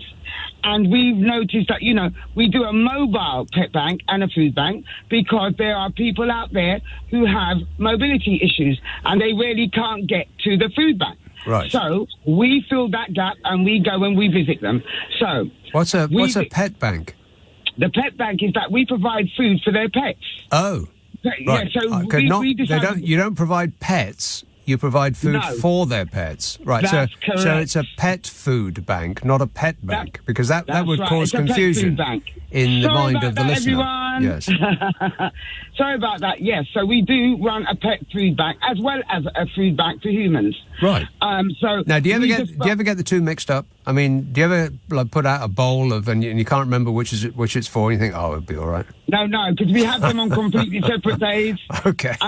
Yeah. Right. Or sometimes we do. No, we've got. We're well. We've got this. Sorted. Yes. Good. I'm glad to hear it. Excellent news. So, yeah, so we want to say a huge thank you. I want to be very specific here to Marks and Spencer's in Kilburn High Road and Sainsbury's in Ladbroke Grove. Oh, well, as long as you don't say any brand names, Jenny. No. Sainsbury's and Marks and Spencer's, you say? Yes. I do. Yes. Right. So, I want, the staff are so brilliant there. I mean, everybody understands the concept of what's going on, the cost of living crisis and everything else. I don't know what the government is saying. I don't even understand what's going on there. Yeah? I didn't even know who the Prime Minister was. I'm so confused. Okay. Well, if that's the case, Jenny, then you have delighted us enough. I mean, I know we've had a lot of them, but please try and keep up. It's Titchy Suit Size, the man with a plan. We have a plan. Or we could go back to square one with the Labour Party. That would suit me fine. That would suit me down to the ground. Yes, please. Can we do that straight away? Steve says, I'm a radio DJ and I was caught off guard when somebody recognised me at a barbecue and started calling my name. Even from a distance, I could see he was a listener with material. Oh, no. Steve's a radio DJ. Hey! Dominic says, UK now the 4th largest exporter in the world. Incredible, says Dominic. Yeah, but what do we export? I mean, I know I've read stories along those lines, but what is it that we export? Is it doing us, poor dopes who pay taxes, any good? I don't think so. I mean, all of these great stories about the economy. Oh, no, there's an uptick in growth and output has increased and, inflation is down. And all of these things that are supposed to make us feel better. But are you feeling any of it at all? Of course not. It's because almost uniquely in a major economy, our wealth is concentrated in the hands of a vanishingly few number of people in one industry, the banking racket. It's people moving numbers around on a screen and taking a little bit from a lot of people and giving that vast amount to a few people. That's what we do for a living. That and washing the ill-gotten gains of the international criminal super-rich clean. That is also what we do for a living, which is pretty shameful, really. And if that's what we're exporting, our knowledge on how to get the money from the international criminal super rich clean, if that's our thing, then I don't think we should be celebrating it. And what does the financial finagling racket, what do they actually make? Nothing. They don't make anything. They just take from a lot of people and give it to a few people. Because if I had everybody in this country give me £1, well, that doesn't sound like very much from everybody in this country. They ain't going to really miss £1. But that would give me £65 million. And that's the financial finagling racket in a nutshell. You take a little bit from a vast number of people and it creates a huge fortune for one person. And then everybody who has the ability to do that will do that over and over again, and they'll retire by the time they're 30 and spend the rest of their years flipping through yacht brochures. We don't make anything. We just move numbers around on a screen. 4th largest exporter in the world. How is that benefiting us poor dopes who pay taxes? It ain't. In fact, it's making life worse. It's because the wealth is concentrated in such a tiny industry, in a tiny area of one city, and the rest of the country is like a different country, the rest of the country, outside of London. It is. In some places, you go outside London, and it's like it's like you've gone back to the 1970s. No wonder people are bleeped off and voting for. I mean, they call it in America a Hail Mary. That's what Brexit was. It's a Hail Mary. I mean, they've tried everything else. They've tried doing their best, working, doing their duty, showing up at work every day with the promise that they would share in the rewards, and they haven't done. And nor is there any opportunity for them to do that, ever. And they know that. And so some charlatans came along and said, hey, vote for this, because that'll make your life better. You could have cheaper food, clothing and footwear straight away. You could have cheaper food, clothing and footwear straight away. Straight away? Well, that sounds great. Yeah, OK, I'll have that, please. How's that whole Brexit thing working out for you, by the way? Oh, fabulous. Yeah. It's and people find it hard to give up on that because it's not just a loss of face, which is bad enough, having to admit that you've been duped while you were being yelled at by half the country who were saying, don't be duped, they're kidding you. But the most important thing is that they've given up hope. It's pretty much the only thing that they had left going for them, hope. And that got taken away from them as well, by people that didn't really think twice about it. Who thought, well, they were mugs, weren't they? What else can we do to them? What a way to run a country, eh? Dreadful. Nick Abbott on LBC. Call 0345 6060 973. Are you trying to be funny? Because I'm all out of laughs. No, there is nothing funny about it. Cliff texts, been listening to you for many years. I live in España. I've been here since 1988 and was in Malaga for 29 years. Now I'm in Tenerife. Keep up the lovely show you do every weekend. Says Cliff. He was just, keeping us up to date with where he's been since 1988. David texts, I presume he's talking about the chap from, I would imagine, Glasgow, that I was talking to some while ago. He says, Nick, I can't understand a word of that caller. Please provide subtitles. Yeah, I knew that people wouldn't understand a word that guy was saying. I grew up in Edinburgh, so my ear is tuned. I could understand him, but I knew that people would be complaining straight away.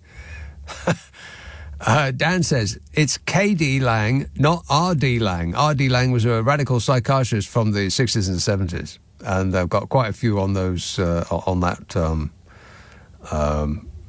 subject.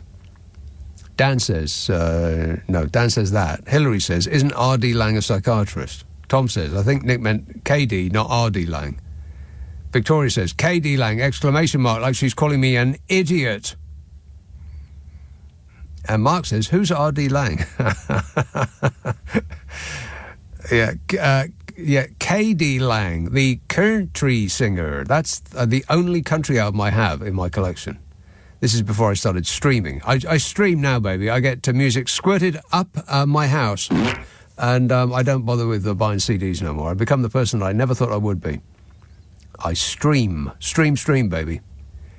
And R.D. Lang, he's the hippie type, the divided self, one of those classic psychology texts that I was supposed to read when I studied it, but didn't. Ask me literally anything at all about psychology, and I guarantee I won't know the answer. 0345 6060 973. Camden, hello, Claire. Hi, Nick. Claire. In this so-called parliament, we've had a sex pest who Bozo was defending to the hill. Yeah. Wait a minute. Yeah. We had too many MPs focusing on a pair of legs, whether they're crossed or uncrossed or neatly sitting or standing next to each other. My eyes are up here, exactly. We had somebody, an MP, who in the middle of voting session went to look for tractors and came back with pornography. Yeah. Disgusting. Can you believe that? And it's quite natural because one of the synonyms for tractor is pornography, isn't it? No. I don't think so, but I will check on that later. And now we have the latest sexter. Another one? Oh, that guy. Right. Yeah. Yeah. And he says he was misled by a fellow grinder. A fellow on Grinder, yeah. I think they said something at the time that it was, this person that contacted me was, he must have been some sort of spying genius, which I think means he was hot. So he was misled. Yeah, misled, yeah. And the fate of the state is in the hands of such stupid fools. Yeah, these chumps. Yeah. And you know whose fault that is, Claire? And you'll say the electorate. Yeah, it's our fault. Exactly. Yeah, our fault. It is. All of it is our fault. Both his grey cells are downstairs. There is nobody upstairs to think about about voting laws and things like this. Right. He's got his, and by he I mean pretty much all of them. They have their brains in their area. Yeah. If this is the best that we can do, then can we see what the second best looks like? Exactly. If this is the mother of all parliaments, I wouldn't want to be the child of a slut. Of a what? Of a slut. Oh. If this is the mother of all parliaments, I'm calling social services because this mother is a terrible mother. Yeah. Good work there, Claire. Got to go because that music does tell us that our time is nearly up. But I appreciate that. Thank you. Thank you. 0345 6060 973. Friday, Saturday, Sunday night at 10. Nick Abbot, LBC.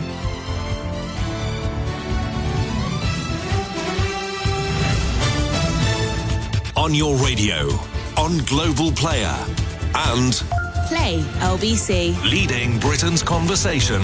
This is LBC.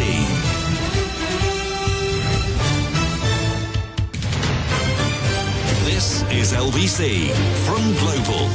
leading Britain's conversation with Nick Abbot. This is absolute tosh. Yeah! Dude! Steve texts, before you eat it, it's a scone. After eating it, it's a scone. That's terrible. Can't believe a grown-up actually wrote that down and decided to text it to someone they don't know. Alicia texts, not just the Royal Navy, the government is to relax rules to get 18-year-olds driving buses, as well as speed up training for bus, coach and lorry drivers. I mean, 18-year-olds with little training driving buses, coaches and lorries around. What could possibly go wrong? No kind of way to run a country, is it? Paul says, so the number of Tories on manoeuvres to replace Tichy is growing. Not only do we have Penny Dreadful, Dish-Faced Dave and Pretty Patel on the move, now the Trustbot and Farage are talking about an ultimatum. The lengths they'll go to lose, eh? Says Paul. I can't believe this Rayner thing. I mean, do the Tory party and their chums in the right-wing press really think that it's going to move the dial as far as the popularity goes, as far as their possibility of winning the next election is concerned? I mean, you can only fool the public for so long, and this is just such a bunch of nothing compared to all of the unbelievable corruption that has been swirling around us for the past 14 years. And they're obsessed about this? Well, they're not. They're pretending to be. And they'll keep going and going and going until there either is or is not anything there. Even if there is something there, it's so mind-bogglingly small and insignificant and so long ago, and she wasn't even a blooming MP then. It's just incredible that they're pursuing this. But they're not just pursuing it, it's like they're all in on it. They really have nothing else, so they're going all in on this Angela Rayner bunch of nothing. The Byline Times had a piece about this. A supposedly grassroots tax protest against Labour Party Deputy Leader Angela Rayner was organised and conducted by Conservative Party politicians, one of the organisers has admitted. The Daily Express published video from the protest in Yarm, in North Yorkshire, showing what were described as activists donning caps, glasses and yellow vests with the slogan Tax Inspector. The report refers to what are described as local sources, suggesting that Rayner was forced to sneak out the back door of the Tomahawk bar to avoid being photographed with the protesters on the way out. Walking down Yarm High Street, Mrs. Rayner was seen hiding under an umbrella. As activists, what you mean? She was holding an umbrella? Hiding under? Was it raining? If it wasn't raining, then she could possibly have been hiding under. If it was raining, she was just using an umbrella. This happened as activists wearing Tax Inspector high-vis vests unveiled a giant banner reading Angela Rayner Tax Dodger, the paper reported. The Express did not reveal who the protesters were. However, Byline Times identified one of the protesters as local Conservative councillor for Yarm, John Coulson, who admitted to the paper to taking part in the protest alongside other Conservative councillors. Good grief. I mean, seriously, are all other problems in this country solved to the satisfaction of all? This is what they're spending their time on. It's just so desperate. If they had anything else to recommend themselves to the general public, if they could point to anything that has improved under their rule, then they would not be wasting their time with this. They would not be standing out in the rain, harassing somebody who has done so little compared to almost anybody else that you could mention is associated with the Conservative Party. I mean, if they really want to investigate where money has gone, then how about the hundreds of billions of pounds that suspiciously disappeared and were given by us poor dopes who pay taxes for PPE, for instance, that either arrived and was unusable or never arrived at all? And where's the investigation about that? Not in the public interest, apparently. So we're to forget about all of that. Let's concentrate on the 1,500 quid that somebody may or may not have either accidentally or otherwise failed to pay the tax person, which is 333,000 times less than another individual who was a Tory donor has been accused of avoiding paying tax. And the press seems to be weirdly silent about that. How odd. Right, let's have who's been waiting the longest. Be totally fair about this. Tooting, Jan. Hi, good evening. Yes, Nick. Jan. Hi. Yeah, you got me very keen to listen to this evening your praise of Beyonce's yes. Cowboy Carter. Yeah. Yeah. Mm-hmm. I just managed to listen in between, when the ads were on a new show on YouTube, the Blackbird song. And what I thought was interesting is that, this thing about the Beyonce doing the country and western music and everything is, as you say, that people in America might find it a bit, they're not too happy about it. America. But what's interesting is that Blackbird song, I mean, I remember it from when I was a young kid, Well, I'm not that old. When I was young. Younger. The Beatles, but I didn't realise the double meaning behind the song for Paul McCartney. Paul McCartney's composed it, didn't he? And I just found out he's saying that he thinks it's magnificent, like you, and I think it's magnificent. Is he? Yeah, he said that he wrote that song. I didn't know it was his song, actually. I thought it was, but it's the Beatles song. Yeah. He wrote it, but he wrote it with two things in mind, I guess, because of the Blackbird, because they had the original Blackbird singing it at the start of the song. But he wrote it with the black civil rights women in mind. Yeah, wasn't it Rosa Parks? I'm not quite sure who, but it's just that he's what's interesting is that it's like it's gone full circle, coming back, decades later with Beyonce taking up the song with some other black singers. Right. I never listen to lyrics. I find myself being able to sing along with a song. It's almost like I take them in by osmosis. I sort of pull lyrics in to my brain, but without paying any attention to them. And that's just one of those songs that I've heard a million times, but I've never paid any attention to what it is that it's about. Usually lyrics are a bit obtuse anyway. They might be about something, but you'd have to know what it's about to really understand what it's about, as opposed to just reading the lyrics where it doesn't really tell you.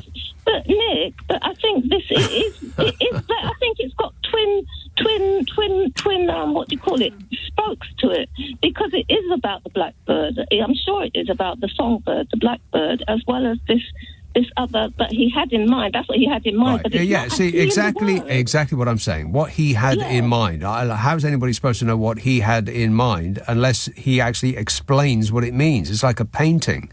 It may mean something, it might mean nothing, or it might mean something different to everybody that listens to it. Blackbird singing in the dead of night, take these broken wings and learn to fly. All your life, you were only waiting for this moment to arise. Now, if we know it's about Rosa Parks, then that makes sense. But if you don't, then you wouldn't put two and two together, would you? Either way, Beyonce's version of it is superb. Yeah, I mean, I really enjoy it. I'm looking forward to hearing some of the others because they may be more... It's all very different. It's a very different album from start to finish. Each song is different from the last one, and sometimes you'll think, well, this doesn't sound like country music at all. But then maybe it's about the lyrics. I don't know. Anyway, whatever, it's a great album. It really is. Yeah. Can I say another point about something, about real birds? Oh. About the blackbird? No. I mean, yes. No, it's just that I'm going to find out because you often talk about birds and everyone's very keen on birds, the survival of birds and everything. Well, they're so tasty. But I have a young blackbird that sings at the in the top of my tree outside my window. Well, that's lucky. And it's like he's not singing. He's not singing the usual blackbird song, but it is a blackbird. And I'm wondering. I'm going to look into it because I've found out in relation to some other birds, when there aren't enough male birds around, or there's an absence of male birds, these are birds that are kept in captivity to teach. They've done some research to teach young birds the song. Yeah. They start improvising, and that's what I think the little blackbirds. Well, like jazz musicians, they're improvising now. The little blackbird outside my window. I thought, it is actually a blackbird. I thought, what is this bird singing? It sounds, it's got the same beautiful fluty sound, but it's a different tune. Slightly different. Yeah, he's improvising. Maybe there's an absence of a male to teach him. Well, I've got absolutely no idea what is going on in that whole blackbird community, Jan, but I want you to investigate it thoroughly. Cheers, my dear. Thanks for that. 0345 6060 973. Martin says, that lady, talking about somebody a while ago, that lady was calling about pheasants. They are so unbelievably stupid, says Martin. I used to regularly take a fast train through Norfolk, and occasionally it would hit a gaggle of pheasants. And we would speed through clouds of feathers, he says. He said it was like being in a cartoon. Come to Norwich by train next time to experience the real thing, says Martin. Absolutely, Martin. I just won't do it. Leading Britain's conversation. Nick Abbott. Alexa, send a comment to LBC. Okie dokie. 0345 6060 973. Bromley. Aisling.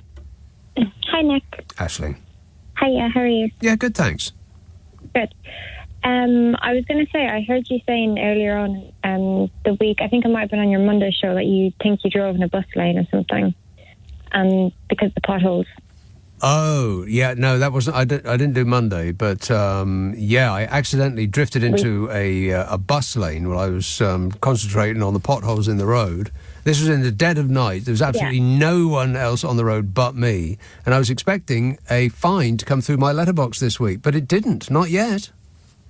I don't think you'll get a fine for that, but if you do, I think you should contest it because, if there are potholes on the road, it's their fault. So.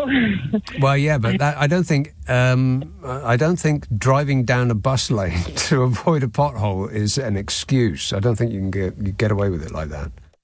I know you said you were distracted by the potholes because you're trying to avoid them.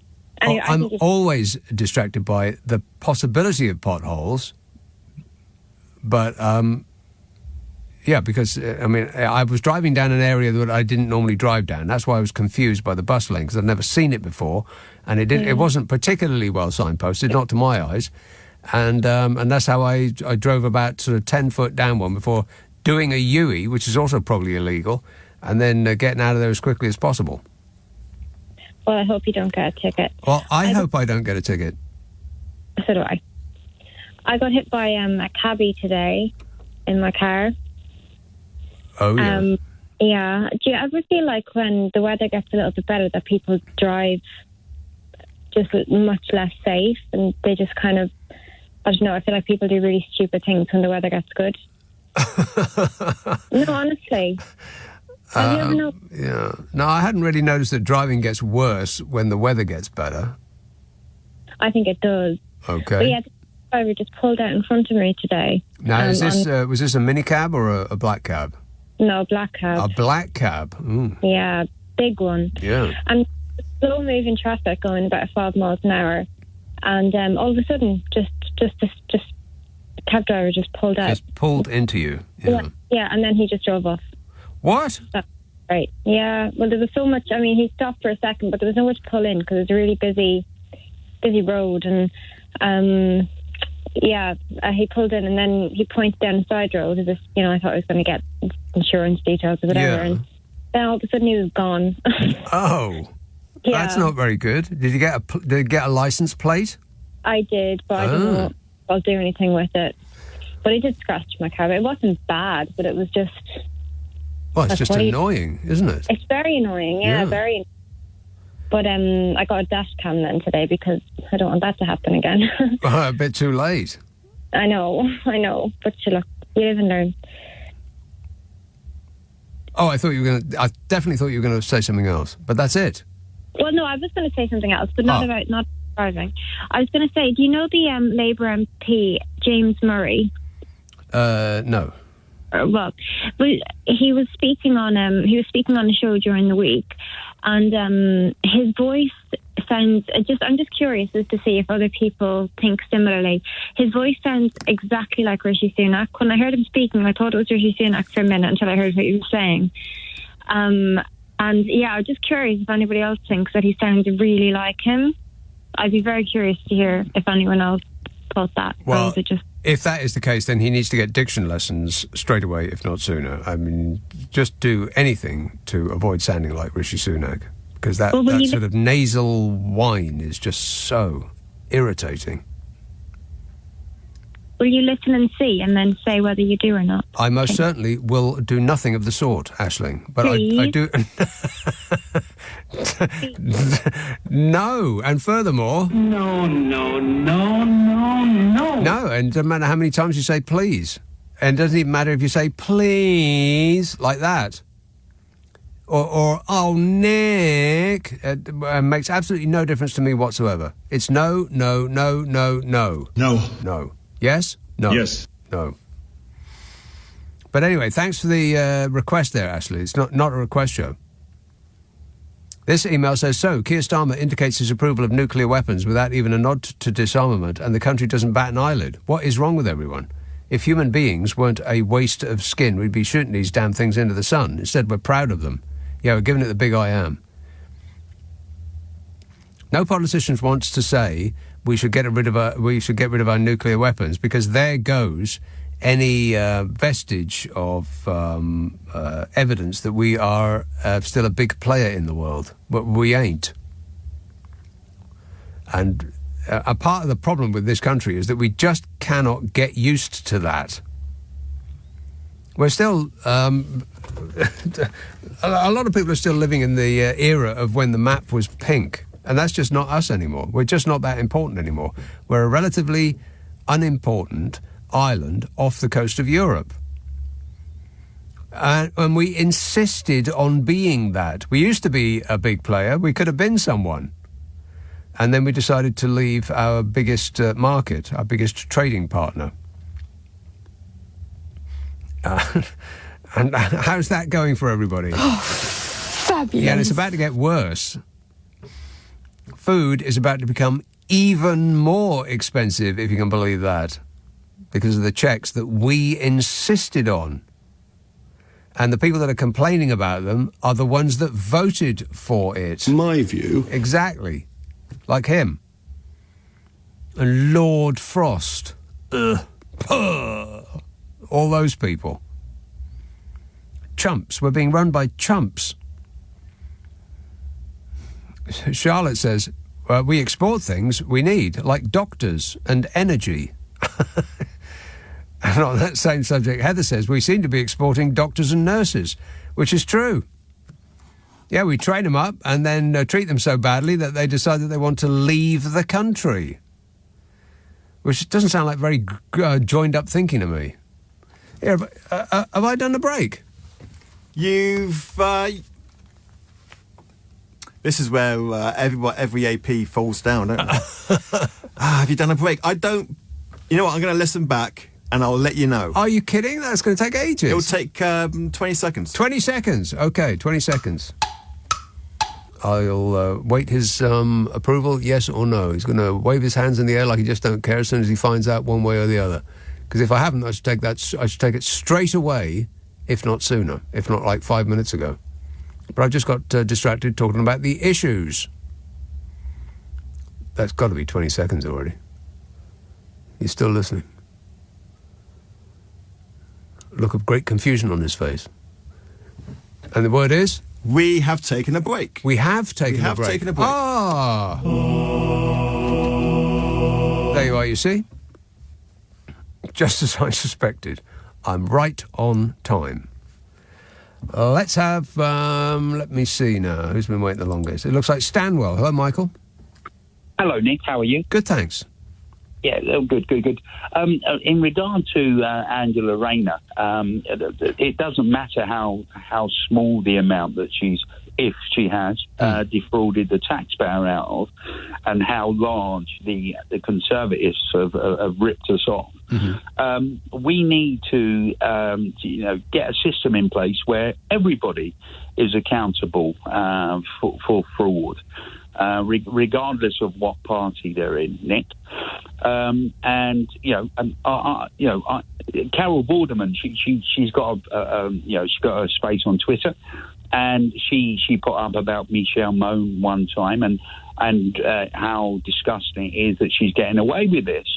I don't think there's any question of anybody getting away with it. I think investigations are ongoing, but can we agree that we should start with the big stuff and leave the small change to later? No, what we have to agree on is the people in charge of the judicial system seem to pick and choose who is found liable, or not liable, but found worthy of taking to court, because this ongoing investigation into Michelle Mone, how long does it? We had the. Well, I don't know. I don't know, Michael, and neither do you, and neither do I want to actually get into something that is ongoing. But I think that it would be beneficial to the nation if they concentrated on the big stuff rather than the small beer. I mean, if somebody is being accused of not paying, of accidentally not paying 1,500 quid, then that's, to me, a lesser amount and a less serious issue than somebody who has waltzed off with hundreds of millions of pounds, or has pretended not to live here for tax reasons, and has gotten away with £500 million. I mean, I think that we should be concentrating on that first. But that's not what this is about. This Angela Rayner thing isn't about the house or the tax that she may or may not have not paid as far as capital gains is concerned on a house that she did or did not live in. It's got nothing to do with that. It's because the Tories and the papers that support the Tories are just fresh out of ideas. They have absolutely nothing to recommend themselves to the nation. Zero. If they did, they'd be telling us about it. But they aren't. They're constantly trying to distract us from what is going on with this woke wars nonsense, which really does show a party that is just in its sort of dying throes. Name one thing that is better now than it was 14 years ago. One. I'll make it really easy for you. Name one thing that the Conservative Party have improved, as far as this nation is concerned, in the last 14 years. You can't. I've done this before, over and over again, along with name one positive from Brexit, and nobody can think of anything. Even the man whose job it was to come up with a Brexit benefit couldn't do it. His view was that he had no idea. He was so clueless that he asked the readers of The Sun to help him out, and they couldn't either. So let's not get distracted. We're too easily distracted. And this is just another one of those distractions. It's just, it's just dispiriting is what it is. I mean, it's just so enervating. You just think, oh, God, when's it going to end? Approximately when? Give us a date. Leading Britain's conversation. Nick Abbot. Alexa, send a comment to LBC. Hello? Number, please. Trying to connect you. Sorry to keep you waiting. This person who's been waiting is called Nora, and Nora is in the Wirral. Hi, Nick. Nora. Have you seen Twitter in the last half hour? No. Oh, my word. It's just every other tweet is a Conservative MP. They're out in sports. You know the way they do this. It's kind of this woman doesn't deserve to be in power, and it's unbelievable, Angela Rayner. Oh, right. But in contrast, what I was going to say before I looked on Twitter, doing the adverts, but before I was going to say, there was a Conservative MP, female MP, who claimed for a fine on expenses, and it was paid. It was £15,000, and it was A fine for what? Well, this is I was going to come to that. I can't remember what it was. She said something inadvertently. Oh, you're talking about Michelle Donnellan. That's the one. Thank you. So, well, this is. Well, it wasn't inadvertent. Okay. Well, whatever the circumstances were, Penny Mordaunt came out and defended her and said, to sort of mitigate it, that she'd given £16,000 back for a payment that she was entitled to but chose not to take because it was immoral if she had to take it. Oh, yeah. But then it's now come out today that the entire with court costs was £54,000. Yeah, no, it's worse. £57,565. £57,565. Wow. So, in addition to that, you look for that on the internet. That's why I didn't know her name. I was looking it up because I couldn't remember the name. Michelle Donnellan. And it's disappeared. And yet on Twitter, there's Angela Rayner, every other tweet. That's because that's because they have nothing left. The Conservatives have nothing left to recommend themselves to the country. Yeah. So they're just stuck with this nonsense. It must be so embarrassing for them. You'd think that they'd be too embarrassed to actually say this stuff out loud, to go on Twitter and type this nonsense out and then hit send. I'd be too embarrassed. It's obviously an instruction from head office. Yes, of course. They say the same thing as well. It's just a mass campaign to rubbish. Well, they're obviously terrified of it. That's the good news. Well, what they're terrified of is trying to find another job that pays a six-figure salary with £250,000 in expenses and all of the access to people with a lot of money that it will give you. That's what they're really terrified of. Do you ever get tired of being outraged? Aren't exhausted by it? Yeah, you got to unplug, Nora. Yeah. Yeah. I'm going to look up Royal Family Tales. They're much more entertaining. Far less invested in them. I don't know. I think that might... you go down that route, you might get angry again, because guess how much Prince Charles is going to be earning in a year or so's time? No, not that one, please. Okay, all right. I'll let you off just this once. But I might have to give you that story later, because that story just came and went. I can't believe it. You know how much Prince Charles' income is going to go up by next year? It's just incredible. But like I said, I'm running out of time now, so I won't be able to do that. Don't look it up, Nora. Trust me. Chrissy says, do you know that bankers often leave their jobs? They lose interest. Oh. This email says, wait till you catch up with 1989 by Taylor Swift. You'll probably wet yourself. Oh. For what it's worth, I'm a mixed-race person and I love country, and I don't care much for Beyoncé. Except All the Single Ladies, of course, which is a total stomp, says that anonymous person. All the Single Ladies. Is that the one that goes, because that is great. Other than that, I don't know anything about Beyoncé, other than this country music album that she just released is epic. It really is. It's just absolutely brilliant. Can't stop listening to it. Chris says, after Brexit, we now export misery and ribbons for 5th place. 0345 6060 973. Cowbridge. Chris. Hello, Nick. You just read my text out. Oh, is that you? Right. The purpose is wonderful to speak to you. The purpose of my call, you've been mentioning this thing about pheasants and why they're so stupid. Yes. I don't know if you know where it comes from. It's from James O'Brien's Mystery Hour on Thursday. I think somebody did mention something about like that, yeah. But yeah. What was the question and what was the solution? So the question was, why are pheasants stupid? Right. But are they more stupid than any other bird? I'm not sure. The answer actually is yes.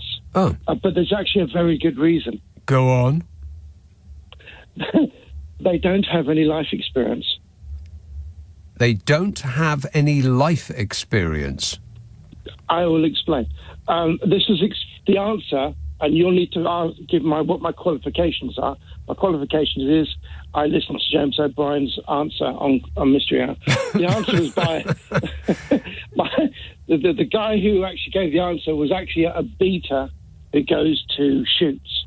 Right. And he explained that because pheasants are taken as chicks and bred in captivity, they don't have any of like the skill, the life experience of avoiding cars or avoiding humans or avoiding guns. Yes. Because basically they're fat, lazy birds who are overfed with very small brains, but they've not got the experience of growing up in the wild to know that these things walking around on two legs, making noises, are things to avoid, and things with four wheels are even more so to be avoided. But there's also the Darwinian thing that if they were out in the wild fending for themselves, then those that avoid cars would survive in order to reproduce. Those that don't wouldn't and wouldn't. So you would eventually get a population of birds that are good at avoiding cars. And you actually were going down the same road that James did when the guy gave the answer. And the guy actually said that obviously out of the millions of birds, or I don't know, hundreds of thousands of birds that are released every year, some make it, some don't get shot. Yeah. And they then develop those life skills. Because foxes just recently, I think foxes have become very, very adept at crossing the road. And they're almost like human beings. They wait on the side for the cars to go by, and then they wait, and once the cars have gone by, then they trot across. They don't just blindly go out, so they don't get killed. You know why? You know why that is, though, don't you? They don't get killed. No, there's a reason for that. It's because they've been watching the adverts of the Green Cross Code. Oh, watching it, the old adverts on YouTube, probably. Yeah. Yes. Mm-hmm. Yeah. Yeah, look both ways. And how did it go? The Green Cross Code? I do. I remember it was Dave Prowse. Yeah, that's right. He's the fellow that famously played Darth Vader. That's right. But not the voice. I don't know, because they thought you had a too squeaky northern accent voice. It didn't have enough malevolence. That's right. Yes, not enough gravitas. Have you ever listened to footage of them just with it unedited, just Dave Prowse's voice? No, I have not. You need to look that up on YouTube. I'm not going to do that. It would ruin it for me. I don't want to do that. It's really awful. Yeah, I would imagine so. Yeah, but no, I don't want to spoil the magic. Actually, talking of Star Wars, are you a fan of Guy Ritchie's movie Snatch? I've never seen it. Okay, I think you would really enjoy it. Well, I don't know. Somebody told me to watch The Gentleman. That's a Guy Ritchie thing, isn't it? Yeah, there's also a TV show on Netflix. Yeah, exactly. The TV show is what I watched, and I lasted maybe 20 minutes. I wanted to turn it off after 10, but I forced myself to watch 20, and that was it for me. I would recommend you having a go at Snatch. There's a lot of quite well-known actors in that. Right. And it's done really well. It's like Lock, Stock and Two Smoking Well, Barrels. I did enjoy that, yeah. Yeah, well, Snatch is in that same ballpark. Okay. But there's a thing on YouTube that's called Snatch Wars, where they take the audio... I know, don't laugh. They take the audio of the movie Snatch and then overdub it of Darth Vader and Star Wars and footage of Star Wars, and it is hysterically funny. Chris, you can just tap into YouTube. Right, you've got way too much spare time on your hands. Yeah, well, that's what happens when you're unemployed. Right, okay. I don't know. Like, read a book or something, or stare out the window. Do something better with your life than scrolling through YouTube all the time. Because the thing with YouTube is that it never ends, and so it creates a certain tension in the mind, because there's always some other temptation. If you like that, you'll like this. And then you find yourself not actually finishing anything, but just skipping. It's like having a meal of snacks. It's just not good for you. And I firmly believe that is correct. Thanks a lot, Chris. Appreciate it. 0345 6060 973. Joseph texts, I don't like to order from Amazon. Is there another way to gain access to your books? I've got all of James O'Brien's, says Joseph. No. In a nutshell, no, there isn't. It's on Amazon. That's it. Or all 7 or 8 or however many there are. I do a book at the end of the year, and I put the A to Z at the end of the book, and usually there's either a collection of columns, depending on what year it is. This last year I did my take on what happened each month last year, some of the stupidest things that happened to us, and I put that in the book, and it's called...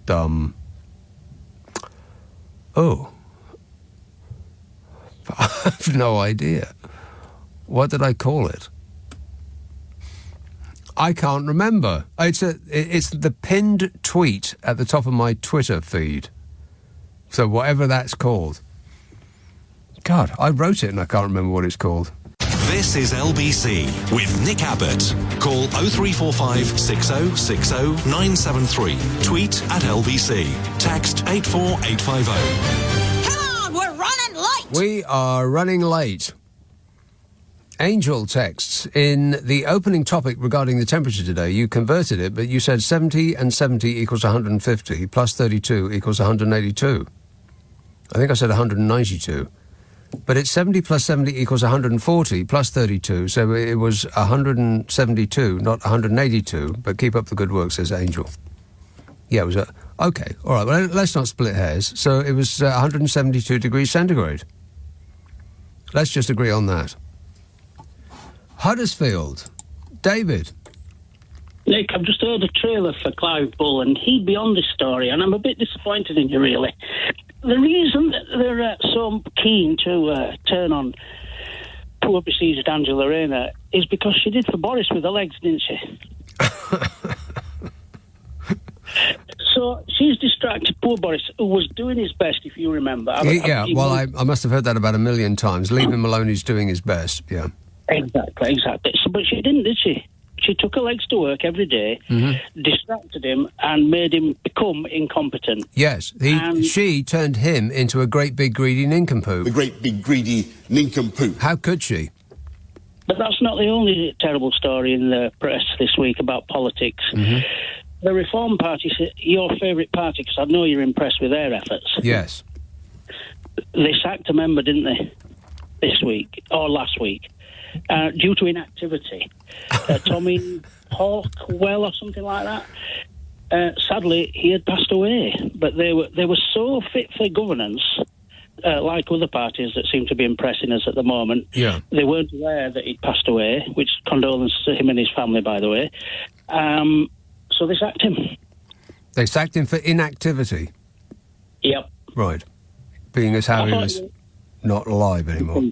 He's no longer with us. Okay.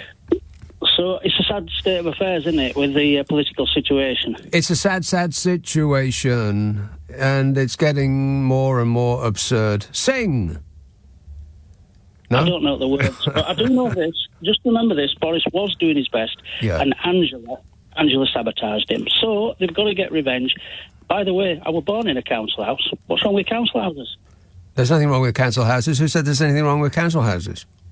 I'm just checking. Right. Okay, thanks, David. Thanks for checking. I think there was more there, but I accidentally got rid of him just in time. You're welcome. Andy texts, and he's very, very angry, I think. 18-year-olds have been driving buses for about 30 years in London, says Andy. They are limited to operating buses only within a 30-mile radius of their home garage and cannot drive on EU-regulated routes until they are 21. What's an EU-regulated route? He says even on basic wage they can earn £30,000 a year. And as someone who has trained 18-year-olds to drive buses, says Andy, they are generally better than people who come into the industry when they're older, as they tend not to bring with them the bad habits they've acquired from previous jobs. Why whine about 18-year-olds driving buses, asks Andy, because the older generation can't be bothered. I don't think I was whining, was I? Whining? Who, me? Whinging and whining and moaning. Well, I might have been moaning, but not whining, surely. Well, I tell you what bothers me about bus drivers is when they are at a stop Not just an ordinary stop, like a stop where they stop. Am I making any sense? No. You know, a stop where they stop for 5, 10, 15 minutes and collect their thought. It's a bus, not terminus exactly, but it's a bit on the side of the road, and they got a bus parking area. It says bus parking area, or words to that effect, on the road.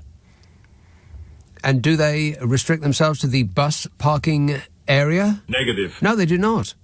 They park over the car parking area, leaving the bus parking area completely uninfested with buses. Well, that does my nut. It happened tonight. And I tried to squeeze into the tiny little bit of the car parking area that they'd left while splaying their omnibus all over it. And it was impossible. I couldn't do it. Couldn't squeeze into that smaller space. So they'd left the whole of the bus parking, because there's 2 areas that are the size of a bus to park in. In the middle of them, there's about 3 car parking spaces. But the 2 buses had parked over the car parking spaces, leaving the bus parking area completely free, and thereby ruining it for the rest of us who just want to park a blooming car. Furious. They made me drive at least 30 yards in another direction, trying to find a space. But you know me, I never complain. Kyle says, who's Prince Charles? We don't have a Prince Charles. Did I say Prince? Well, it's hard to get used to him being king, isn't it? He's been Prince Charles for so long, I bet he forgets himself. You know, he'll be relaxing, talking to some vegetables, and he'll introduce himself as Prince. I bet he does, every now and again, to a tuber or a broccoli or something. He'll just forget. Tottenham. Hello, Tom. Hello. Tom. That driving sounds awful. You need a chauffeur. Wouldn't that be great? I mean, yeah, you can't do this anymore. You need to get more money. Just hire somebody. You know, King Charles is actually King Charles. I got a stamp with him on the stamp the other day. Oh, yeah. What have you used it for? Oh, I just threw it in the bin. You threw it in the bin. Good move. The reason I called was because I think you said, what has improved? Well, I don't know what you said, but since, it's not Brexit, but it's since 2010, whenever the Tories came in, we are still alive.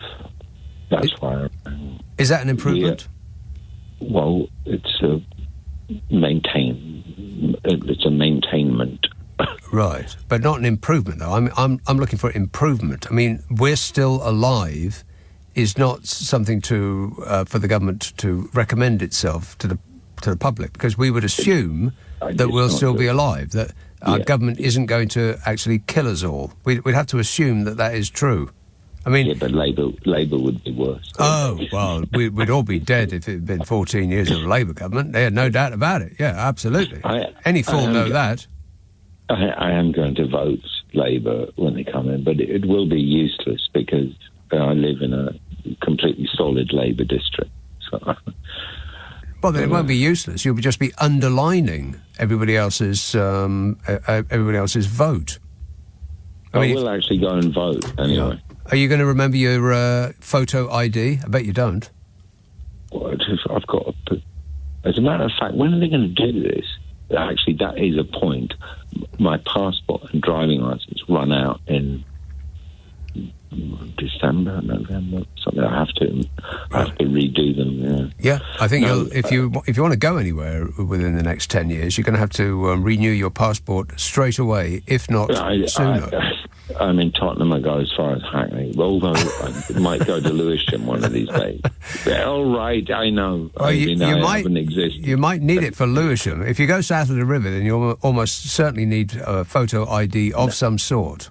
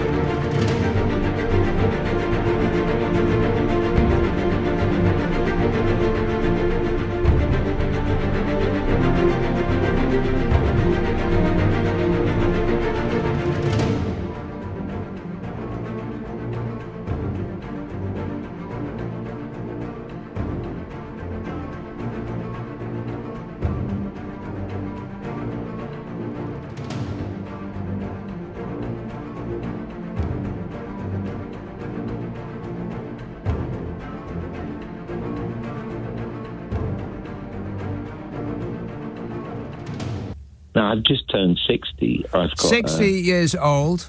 Ding, ding, ding. I've got I can get a free pass now. I don't have to bunk the train anymore. Is it 60?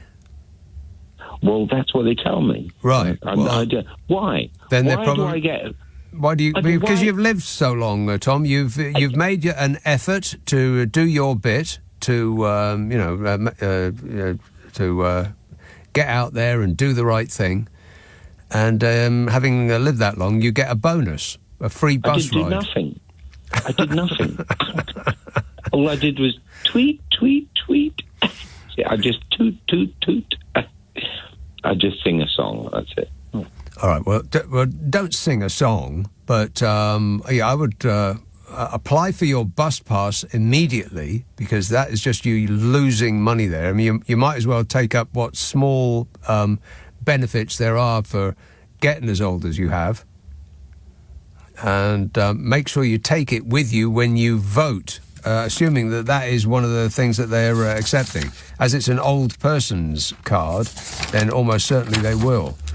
I have a long list of the acceptable photo IDs, and almost all of them, well, certainly way over half, are specifically for older people. Absolutely none of them at all, 0, are for younger people. Isn't that absolutely incredible? I mean, it couldn't be more obvious than that. Gerrymandering, like Smug has said. I don't know anything. He knows that. He knows exactly what was going on there. And said the quiet part out loud. An attempt at gerrymandering, he said. All right, I wish you all the best there, Tom. I wish you all the best there, Tom. I wish you all the best there, Tom. I wish you all the best there, Tom. I wish you all the best there, Tom. I wish you all the best there, Tom. I wish you all the best there, Tom. I wish you all the best there, Tom. I wish you all the best there, Tom. I wish you all the best there, Tom. I wish you all the best there, Tom. I wish you all the best there, Tom. I wish you all the best there, Tom. I wish you all the best there, Tom.